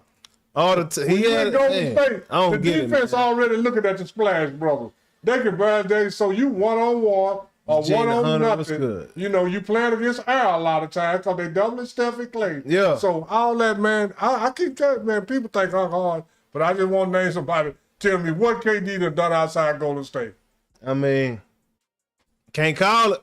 Thank you. Can't call it, man. That's all Not I'm a saying. TT Tata. You know, everybody say, "Oh, you a hater." No, I'm just telling you what I see. And I like KD, man, but Yeah, I it do is what too. it is. But I wish he was a leader. I wish he wasn't. His undergarments was a little harder. and moving along to the NFL. Yeah, man. So them Dallas Cowboys had a pretty decent draft, huh? Dallas Cowboys went and drafted Caleb Down, Ohio State University safety, huh? What you think? And first round, Malachi Lawrence From UFC. from University of Central Florida. Yeah, UFC. What you think about? UCF? Oh, yeah. I'm Well, saying UFC. what you think about the what you think about the Dallas Cowboys total draft? How they came out, huh? What you think about it? Are you pleased? Did they get better? Oh yeah, they got better. Shit, it's easy to get better when you're at the bottom. Yeah, but for sure. They got better. But I don't know. Yeah. I mean, I think they did good, but I think people getting a little too excited. They did good, but people getting a little too excited. You want to know what I'm tripping on? It's been about 15 years since we didn't have a DeMarcus or a Lawrence on the edge, huh? Yeah. Because we had DeMarcus Ware, and as soon as he get out the building, we get DeMarcus Lawrence. DeMarcus Lawrence lead the squad last year, and now we got Malachi Lawrence on the edge, you know? Does that what we looking at? Are they just in love with these names? I don't know, but this is the whole thing. Like, what's going on? I don't know about this kid. When I see your highlights, And they look like what they look. and your highlights is somebody else low light, Yeah. that's not necessarily mean you good. That mean they. Cause I'm gonna tell you, did you see the highlights that they showed of this DN? No, I didn't. Huh? All the highlights they showed from getting the sack, he wasn't blocked. Oh He wasn't- my gosh. One time, dude right in front of him, dude went that way, he went and stacked the quarterback. Every time. It's like, what is he doing? Where the moves at? You know, and then this is the thing about Ohio State. Yeah. Y'all got 3 defensive players in the first 12? Yeah. Yeah. What up, kid, B? And y'all couldn't stop nobody? Y'all got 3 of the top 12 players going to the NFL. Y'all on y'all defense, and y'all couldn't stop them. 2 linebackers on the safety. Somebody overrated. I don't know who it is. Yeah, man. That's all I'm saying. Yeah. Because if you got 3 of the top 12 players in college on one side of your ball, your Yeah. defense should have been almost Stacked. impossible. Absolutely. I didn't see that when I saw Ohio State. I didn't either. Not this That's all past I'm season. saying. The year before I saw it, but Yeah, not but last year. Yeah, that's all I'm saying. Yeah. So I don't know Now, who it is. what I will say about this Caleb Downs kid, I'm not gonna sit here and act like I watched the play, like I watched my running backs, and we're gonna talk about it in a little bit. But I will say this: that receiver that the Giants got, the rookie from last year, Yeah. was upset that the Cowboys picked him up. He's like, I don't want to face this dude twice a year. Yeah. I love to hear that. Yeah. I love to hear that, man. Yeah, because they played together. Yeah, is that what it was? I think. Did they Oh, play okay. together? Yeah. Okay. Did the guy from the Giants, where he come from? I thought he went to LSU or something like that. Oh, he might have did. Don't make me say Yeah, I that. don't know. I could be wrong as well, man. Yeah. But hey, man, I like I'm just hearing saying, that. I gotta wait and see. Because the best defensive back that I saw in college football over the last 2 years, he went the 4th round. The Cowboys gonna mess up the bag with George Pickens. We gonna mess up with this guy. Or do you plan on him being a Cowboy in the next year anyway? All he got to do is sign. I'm not getting him a long-term contract. If he don't sign that, I don't know what he's going to do. Yeah. Because I would not get George Pickens no 5-year contract. Man, you couldn't even do good for 1 year. We had to not start you. You got to have a track, man. He was our best receiver last year. So I got to put up with your shit because you good. No. Okay, well, thank you. That's all I'm saying. Because you good. You got to be late to meetings, sleeping in meetings and all that. Is that It was. Why did he get benched that one game? Did not start? Him and CD went out. Yeah, But that's enough. That's enough. He broke curfew, right? Be a professional. But you came to Dallas with that same MO. Yeah. You came to Dallas with that same MO, breaking the rules. Now you break my rules and you want a 3 or 5 year contract. Man, you can't be good for 1 year. It's not going down like that. That's all I'm saying. So I don't think it's up to George Pickens. Man, I'm with Pickens. Maybe the Cowboys just want to see him be a pro. You know what I'm saying? For a year, I don't know, man. So you gonna give him a 5-year don't be a contract? headache. Right now, no, because he got no leverage. I got all the leverage. Okay, But I'm gonna let him know, look, bro, like you do your job, bro. Look, we never know, man, what might happen before the end of the season. You know, come out here, because this is the thing. All the Cowboys want him to do is be a pro. Yeah. And if he get 1,400 yards this year and don't have to sit down for messing up, he'll get a 3 or 5 year even contract. if he's on the way to that type of season. Yeah. You know what I'm saying? Like, But they want to see you committed to the game, bro. But I don't see what Pickens want, man. A lot of these dudes be delusional. You want a contract like CD, but the only time CD ever got sit down when he hang around with your stupid ass. Man. Shit, that's all I'm saying. CD been here 4 years, and that's dumb on CD. And that's stupid on CD. Man, I'm not finna let you influence me like that. Man. Minnie's and Jerry Jones and all those. I'm one of the highest paid receivers. They done treated me good. Now I'm finna hang around with you and start acting like a knucklehead. Oh, Come on, man. CD. Well, that's a great all point. I'm saying. Pickett, you got to act like you want the contract, man. You don't get something just because, you know. Do you know how many dudes out there that's really is good? You know, I'm not trying to be funny. Yeah, George Pickens ain't no anomaly. You know, Yeah. there's a lot of dudes out there good. But this whole thing, you got to act like you good, be good, and then you'll get the money. Hey, I ain't got nothing to say about that. I love George Pickens though, but you really ain't got no leverage right now. Homie. You're gonna sign that free agent. If you don't sign that contract and do what it do, You don't man. sign that. I give you a long-term contract for $10 million. Ain't gonna be no $28 million no year. Brutal, bro. So that means I can get you for 3 years for the same thing I'm trying to give you one for. Man, I'll sign you a 5-year contract for about $50 million, but then I'm not gonna sign you to no long-term contract like that. No. One time for the one time. It's been a minute since we brought him out. But we on decked out. We ain't ever too far away from the home front.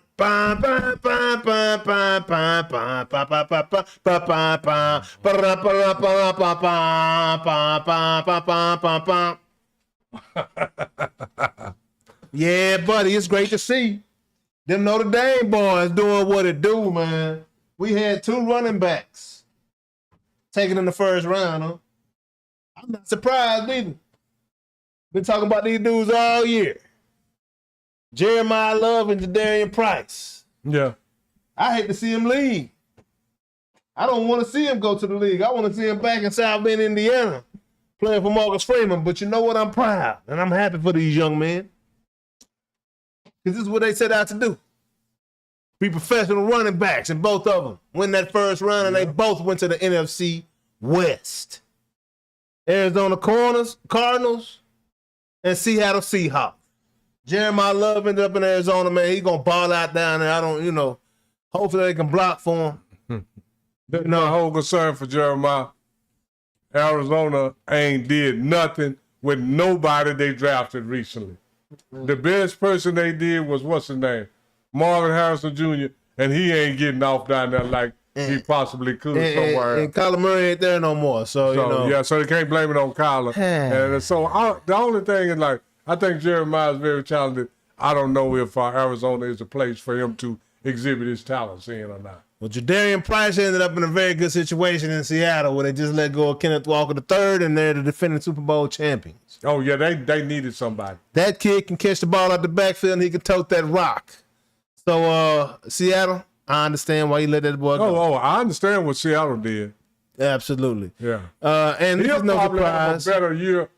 I don't see this is where people get mixed up. He'll probably have a better year than Love, Yeah, but that don't mean he's better than Love. absolutely not. Absolutely not, man. He got better teammates. So Mr. Mendoza from Indiana went number 1 to the Vegas Raiders. We'll see how that moves, but got to report it. But I'm gonna say this: the Raiders made the steal of the draft. Why is that? They got Jamal McCoy, man. Who was that? Oh, yeah.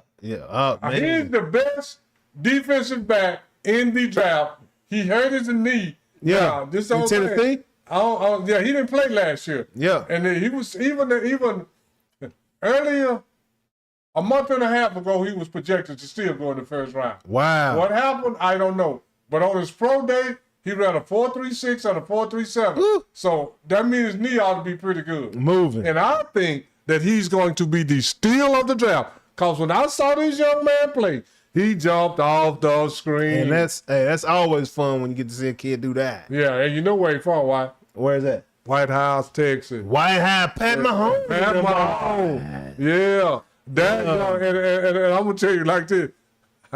I know, this might be a little homey in me too, but I know his auntie. Yeah. And when I first met his auntie, she talked about McCoy. He was coming out of high school then. He went to Oregon State first. Yeah. And then Tennessee gave him the bigger bag or whatever.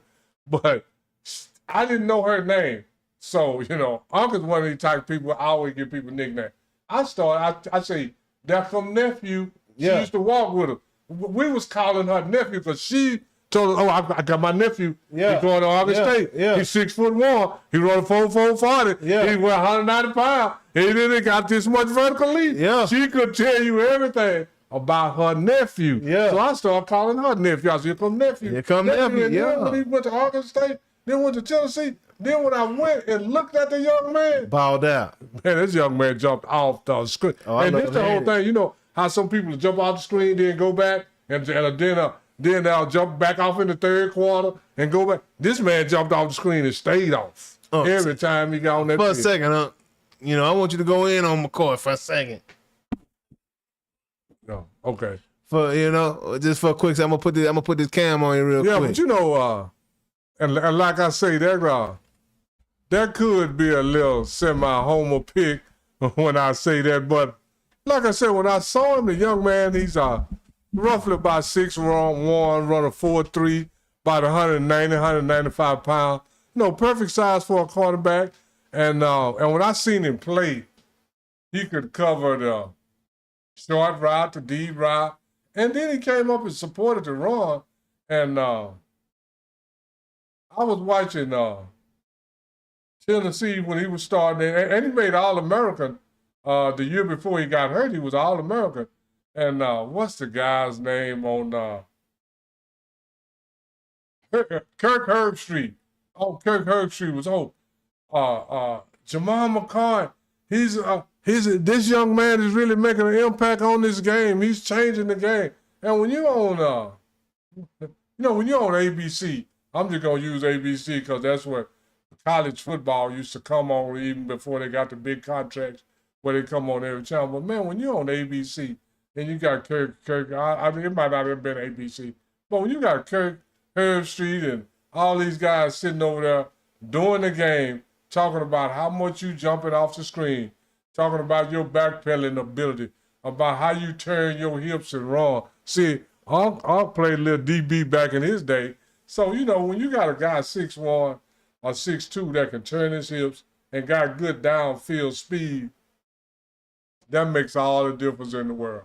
And like I say, to me, I think the Las Vegas Raiders made the steal of the draft.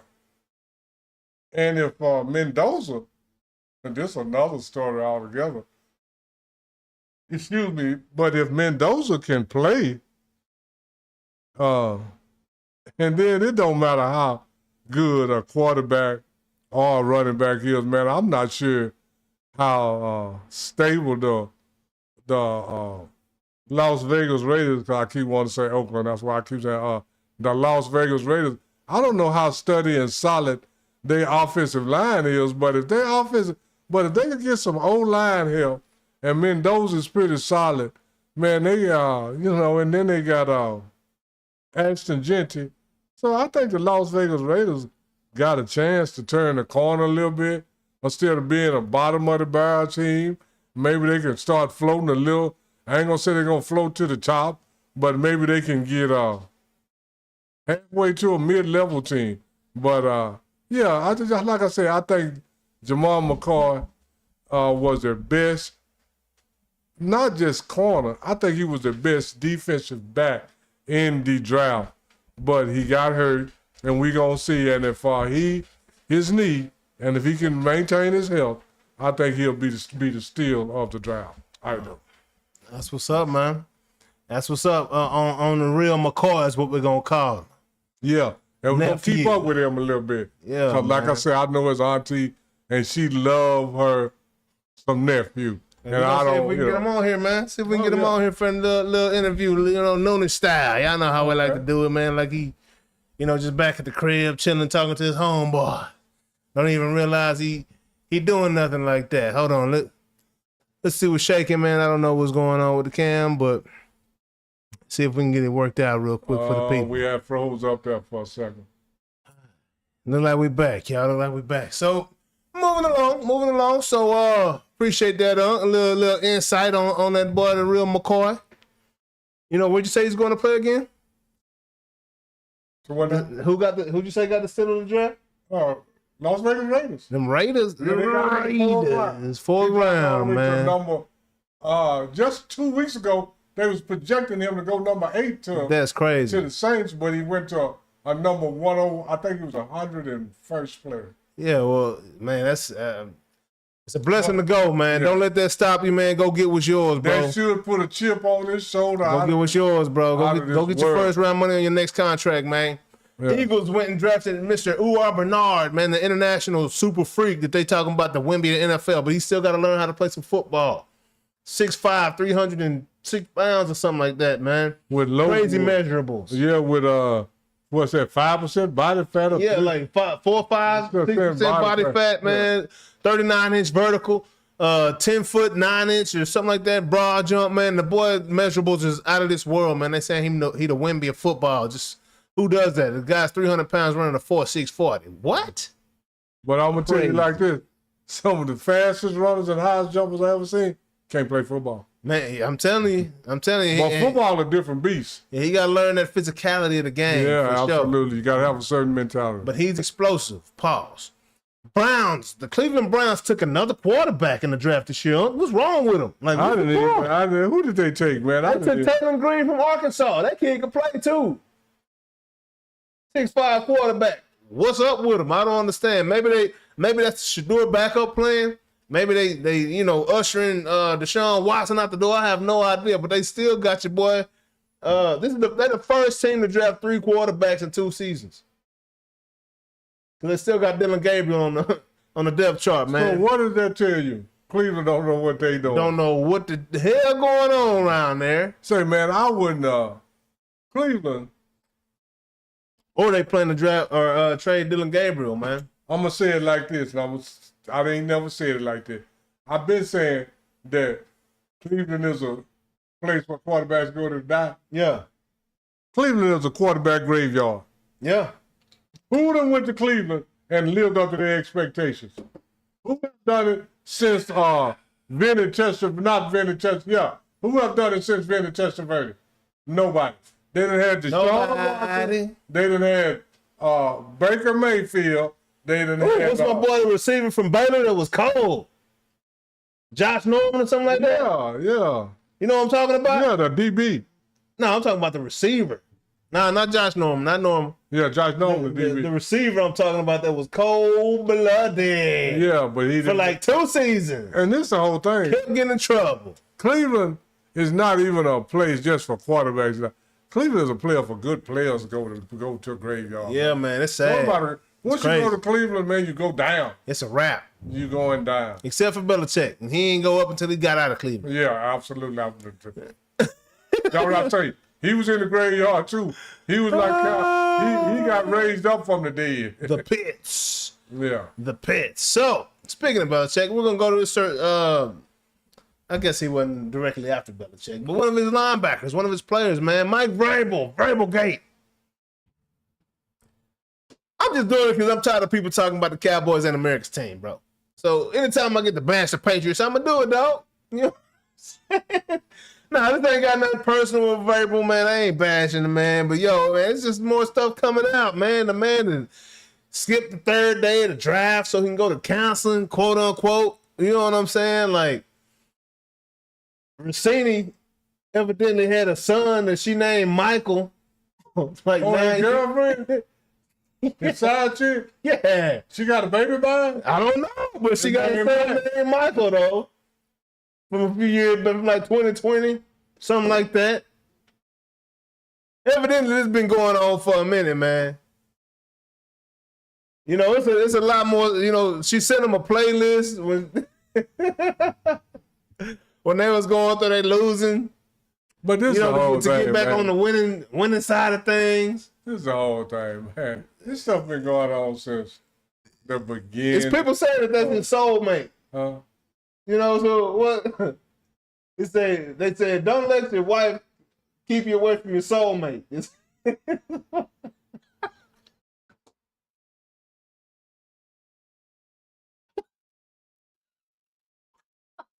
Let me tell you something. If another woman is your soulmate and you're married to somebody else, you got the wrong wife. That's a problem. You got the wrong wife. That's a problem. And this is the whole thing, man. All this stuff is discipline and learned behavior. And this is the thing. Mike Vrabel got most influential Bostonian. Yeah, he influenced the two families. He influenced the two families, not one. Yeah, he influential. He got two This families. year, huh? I think No, it's 2026. That's the whole thing. You can be influential on this hand, Craziness, man. and you can be a player on the other hand. Player, I dog. I don't know. get it. Hey, man. If people look back on the history of the world, Yeah, the world, Craig. most men get out had more than one woman, man. Yeah, You man. have to learn how not to do it. Yeah. It's easier to do it than it is not to do it. Oh, for sure. I'm speaking from personal experience. Man, I had to learn. It's a choice, too. Yeah, it's a choice. And then Want once that. you make the choice, you have to learn how to stick to your choices. Absolutely. Because it's easy to change choices. Yeah, man. Hey, Yeah. man. Hey. It's just like, Vrabel, don't feel bad. You're Yeah, going no. down the lane of a lot of guys. Yeah. You know, though, you're going down the Klay Thompson lane. Everything gonna be all right. Hey, he went past Klay Thompson. Klay Thompson would never really. Well, Klay wasn't never married, but I'm just saying that's a whole nother story. But this whole thing, like, and I keep telling people this, and people look at me like, "Oh, I can't believe you said that." How can you cheat if you ain't married? I mean, How can you cheat if you're not committed? I mean, you can't. If you're cause we laid on the side of the pillow and say, "Oh, I want you and I want you." It is no commitment. There. yeah. You for can't sure. cheat if you ain't. You can't cheat on your girlfriend. Let me say it like that. Man, that's You crazy. can't cheat on your girlfriend. You gotta have some commitment. Oh, For sure. We're in a committed relationship. What's the commitment? What's the commitment? Who said it? Who swore it? Did anybody write anything down? No. Well, get out of here with that, man. Hey, it's a verbal contract. Okay. You know. But it's a whole thing. Two people can talk and come away with different understandings. Oh, for sure. Two people can talk and come away with different understandings. So that verbal contract, you better get that shit. Only- Because this is Get the it thing. documented up. Marriage is a written. It's written down. Absolutely. It come from the state. You get a license. Yeah. You know, but if I ain't got no license with you, quit talking about I cheated on you. I ain't got no papers on you. Ain't no right. I'm gonna go down and tell Beyonce, if I wanted you like that, I would have put a ring on it. Yeah, just like But that. now Vrabel did put a ring on it, but he still didn't make that commitment. No, I don't understand that. Yeah. I don't understand that. But moving along. And this kind of like NASCAR. It ain't cheating unless you get caught. Man, yeah, you know, I ain't, It ain't cheating unless I don't you get mess caught. with it. I don't mess with it. Yeah, but I'm just telling you that. I'm just telling you that's how it is. Like they say, it ain't cheating unless you get caught. You can rob 1,000 banks, but you can get caught for one. You going to jail for bank robbery, not robberies. And if you never got caught, you didn't rob nothing. You ain't robbed nothing. You just got money. Got that bread. I'm just saying. So Mike Vrabel, work that out between you and your wife, and stay out the media with all that, man. They following them now. We gonna good luck. Good, they on your ass, dog. They on your ass. Dog. And then if you and your wife and your side chick work it out, y'all can live happily ever after together. It's not my fault. What if she married though? Yeah, huh? Well, that's between all four of them now. Yeah. That's all I'm saying. And I'm like Paige Becker. It ain't my business. Man. And with that, it is time for Ring the Bell with And this week we got old Walt Bellamy. Walt Bellamy, man. What's going Man, down? Walt. Walt Bellamy played 14 years in the NBA, and he really played 13 because his last year he just played one game. Oh, man. But Walt Bellamy is a 4-time All-Star. He a Hall of Famer, and he averaged 20.1 points and 13.7 rebounds per game. And this was in the Bill Russell, Will Chamberlain era. Yeah. His rookie year, I'm not going to read all his stats. I'm just going to read some of his stats because he came in 61, 62, and he played to 1974. And he wasn't a 7-footer, but he was 6'11". And like I say, that was during the Will Chamberlain, Bill Russell era, 61 to 74. Bill Russell did retire in 69, but he had eight years against Bill Russell. And I think Will Chamberlain retired in 73 or 2. Yeah. But anyway, like I said, Walt Bellamy averaged 20.1 points, 20.1 point, and 13.7 rebounds per game. And he was drafted by Washington in 61, 62. And I'm just going to read off some of his stats. I'm not going to read them all off. In 61, 62, he averaged 31.6 points per game. In 62-3, he averaged 27.9. 63-4, he averaged 27. 64-5, he averaged 24.8. 65-66, he averaged 23.2. And then he got traded in 65-66. That's when he got traded to New York. He played 1 year with New York. That was a 23.2. Then he got traded back to Washington. And then he averaged 19 points for 66, 67, and 67, 68. Then he started getting hurt.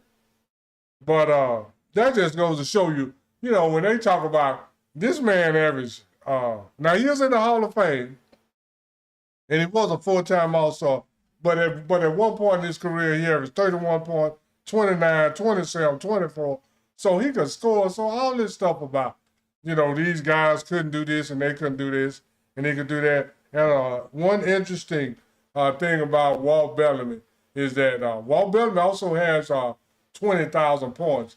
Now, as of today, you know, the 20,000 points used to be very exclusive. But now, excuse me, with the threes and the longevity and whatever they're talking about, it's 52 people now that scored 20,000 points. But this is the thing, Walt Bellamy is only one of 10 people that has 20,000 points and 14,000 rebounds. God. He's the only one, but he wasn't on the 50 greatest list. And they said they considered this as kind of a snub because at the time, it's 2 or 3 people that was on the 50 greatest didn't have this. KG is on there. KG at the time, because he was still playing, but KG is one of the people that's got 20 and 14. That's crazy. KG, Tim Duncan, and Dwight Howard. Everybody else is from the 60s. Kareem got it. Will Chamberlain got it. Walt Bellamy got it. And one player that don't have it is Bill Russell. Bill Russell only got 14,000 points, but this is the thing. He got 21,000 rebounds. God. Hey, man. And here's another. I know this is about Walt Bellamy, but it's hard to talk about statistics without bringing up Will Chamberlain. And Will Chamberlain is the only player with 20,000 points and 20,000 rebounds. And Walt Bellamy is one of 10 that's got 20,000 points and 14 rebounds. And Walt Bellamy is a Hall of Famer, and these guys could play. And I keep hearing players say, oh, he couldn't play now. And I just want somebody to explain to me, what's so hard about running up and down the basketball court, passing it from one man to the other, and then putting it in the goal that's been 10 feet the whole time, the same circumference, the same height, the same 94 feet. I don't understand how he got it. Oh, he couldn't play now. Basketball is not rocket science. Now, if you get a scientist from the 40s, before they had rocket science, you can say, oh, this scientist can't do rocket science. But if you take him and teach it to him, he probably can. You know, That's all I'm saying. And all that about people can't play now. But Walt Bellamy was a good player. And I don't even know if Walt Bellamy, he might have made the 75th anniversary team, but he's a snub because he's one of 10 players with 20,000 points and 14,000 rebounds. And I got an opinion on scoring, rebounding, and all other stuff in the NBA. And Unc said the game ain't changed. No, the game ain't changed that much to where you can say he can't play now, because all you got to do is run down the court, get the ball, and put it in the basket, man. And they think that, he got a bag. A bag ain't nothing but dribbling. And dribbling is the most, no, for real, that's the most overrated skill in the NBA. Dribbling don't get no baskets. Dribbling don't get no assists. Dribbling don't get no rebound. Dribbling don't get nothing but a waste of time. A bag is dribbling. That's all a bag is dribbling. A bag ain't nothing but dribbling. And explain to me what dribbling get you in basketball. Not a TT tie-dye. Because if it did, Luka would average 100 points because he dribbled more than anybody. And that is Ring the Bell with Unc. That's Ring the Bell. Right, child. Walt Bellamy can play today. He can play yesterday. And to me, this is the whole thing. The guys from the past could learn how to play better than the guys from the day could learn how to play then. Straight up. Because they listen. Better all listen. you got to do is learn how to travel and carry. If you learn how to travel and carry, man, 'cause I just saw a deal on the internet explaining to me how Giannis can take 5 steps with no dribbles. Man, and we've seen it. Yeah. We have seen it. What's that? They said, and they showed Giannis doing it. They said when you dribble and you bring the ball up here, your dribble is still alive as long as the ball is spinning in your hand. Yeah. Okay, but if you start at the top of the key and the ball gonna spin in your hand all the way 3 steps, and then they say your dribble don't end till you don't have to put it back on the floor. You could just put your hand on it. Wow. And now you done took 3 steps while it's spinning in your hand. Now you put your hand on it. That's when your 2 steps start. That's crazy, man. So how the ball is spinning in your hand? So how did you go 7 feet from here to there if it's just spinning? You pushing it forward, you carrying it in your hand. Absolutely. So the guys back then, if Oscar Robertson and all of them could do a triple step back, a 5-step carry. A 5-step carry, man. No telling how many points they would average. You know what I'm saying? Yeah, that's crazy. So, all that. What would have been unstoppable for sure. Man. Especially somebody can dunk from the free throw line. 5 steps. You get 5 steps. I'm down the court. Yeah, that'll take him from the top of the key to the free throw line. From now you can take off and dunk. Now you ain't even dribble. You ain't even dribble. Yeah, man. That's crazy. But anyways, that is Ring the Bell. Now it's time for IMO. Give me a little bit of Noonish while we bring that in, Chada.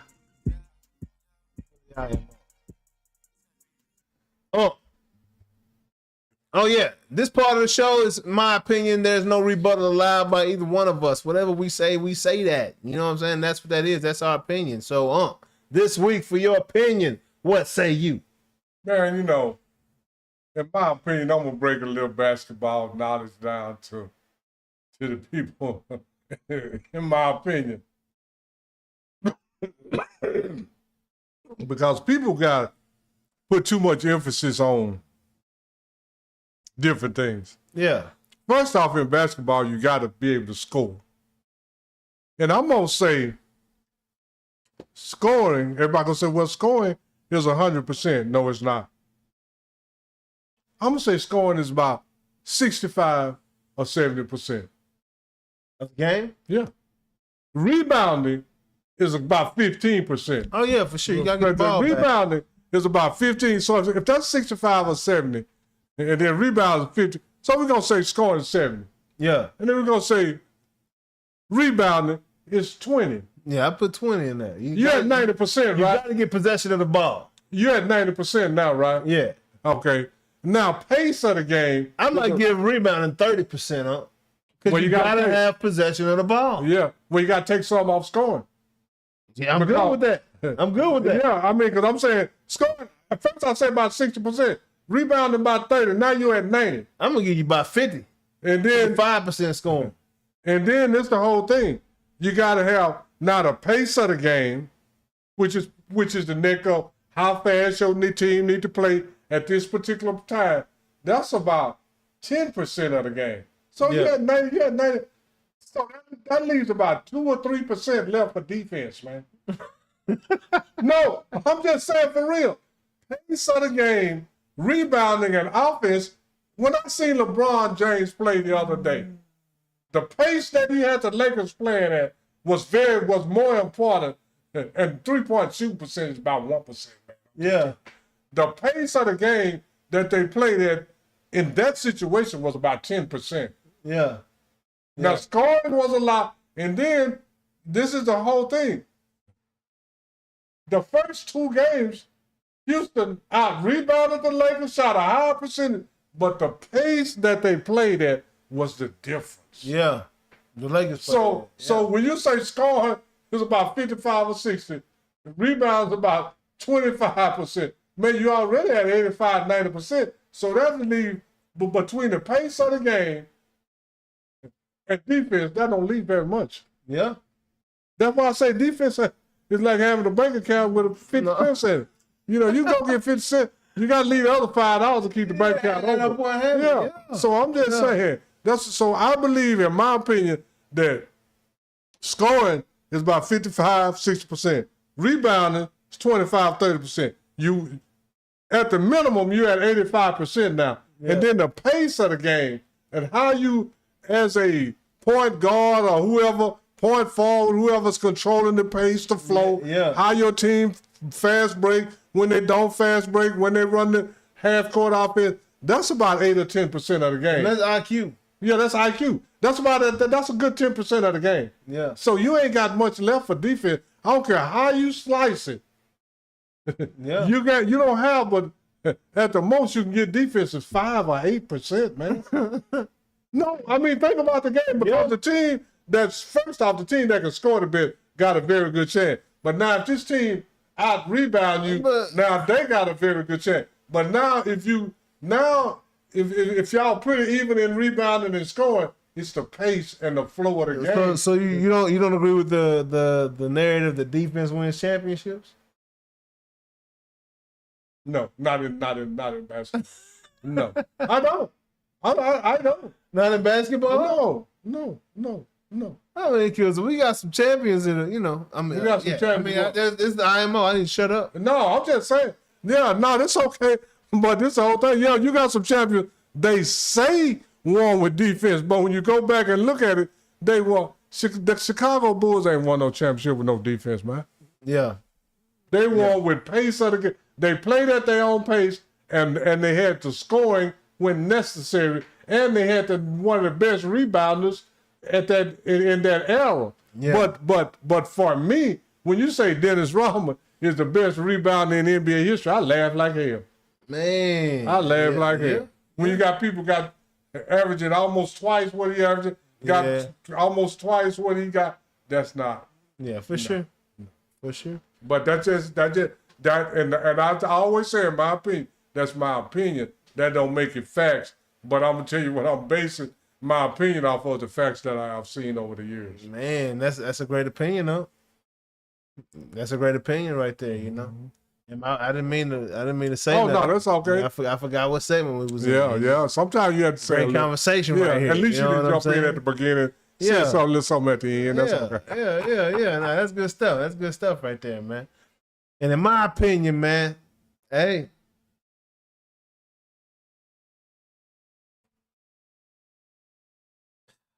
that young Oklahoma City Thunder team became I don't even want to say a disappointment, but it's disappointing. I'm talking about James Harden, KD, and Russell Westbrook. You know what I'm saying? I ain't even disappointed in Russ. Russ went out there and gave his all. But I think they would have been better together than they have been apart. You know? It sucks to see them get broken up and split up like that. Oklahoma, y'all had something. Y'all got something right now. But it's taken 15 years to get back to it. You know what I'm saying? And y'all traded for Shea, so he didn't come from one of the draft picks. Y'all could have had them 4 plus Shea. That's crazy. Think about that. Who knows? I don't know. I'm thinking about my idea of these guys versus who they shown themselves to be. So when I think about they MO, maybe I'm wrong. You know what I'm saying? So again, you know, the fantasy sounds great, but the reality is the only championships out of that group of 3 came in Golden State. That I had their own 3 before that 4th one got there. Yeah. Had their own championships, man. But, you know, what's even more disappointing, it could have been the Seattle Supersonics. You know what I'm saying? Doing that.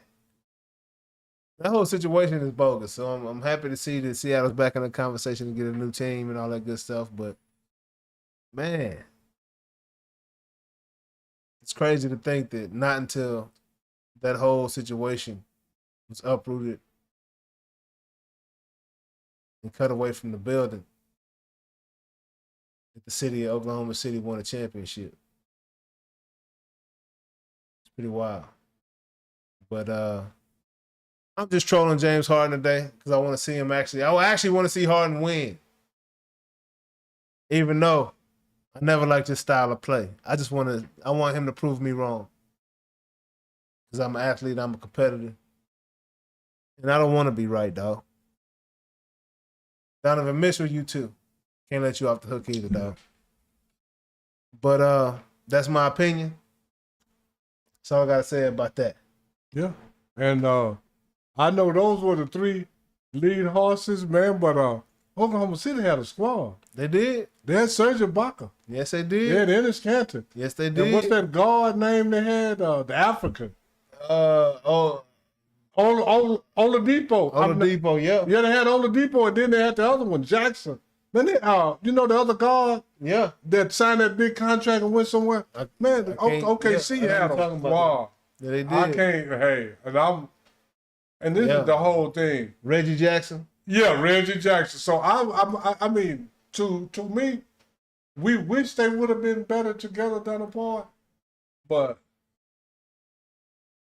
No, I mean, you gotta have a leader, man. Yeah, have somebody to get in the saddle and take the. You gotta have something. And I'm not sure who that would have been out of that group. For sure. And that was the issue. When they split up, that was still an issue. That was the issue. That was the issue, man.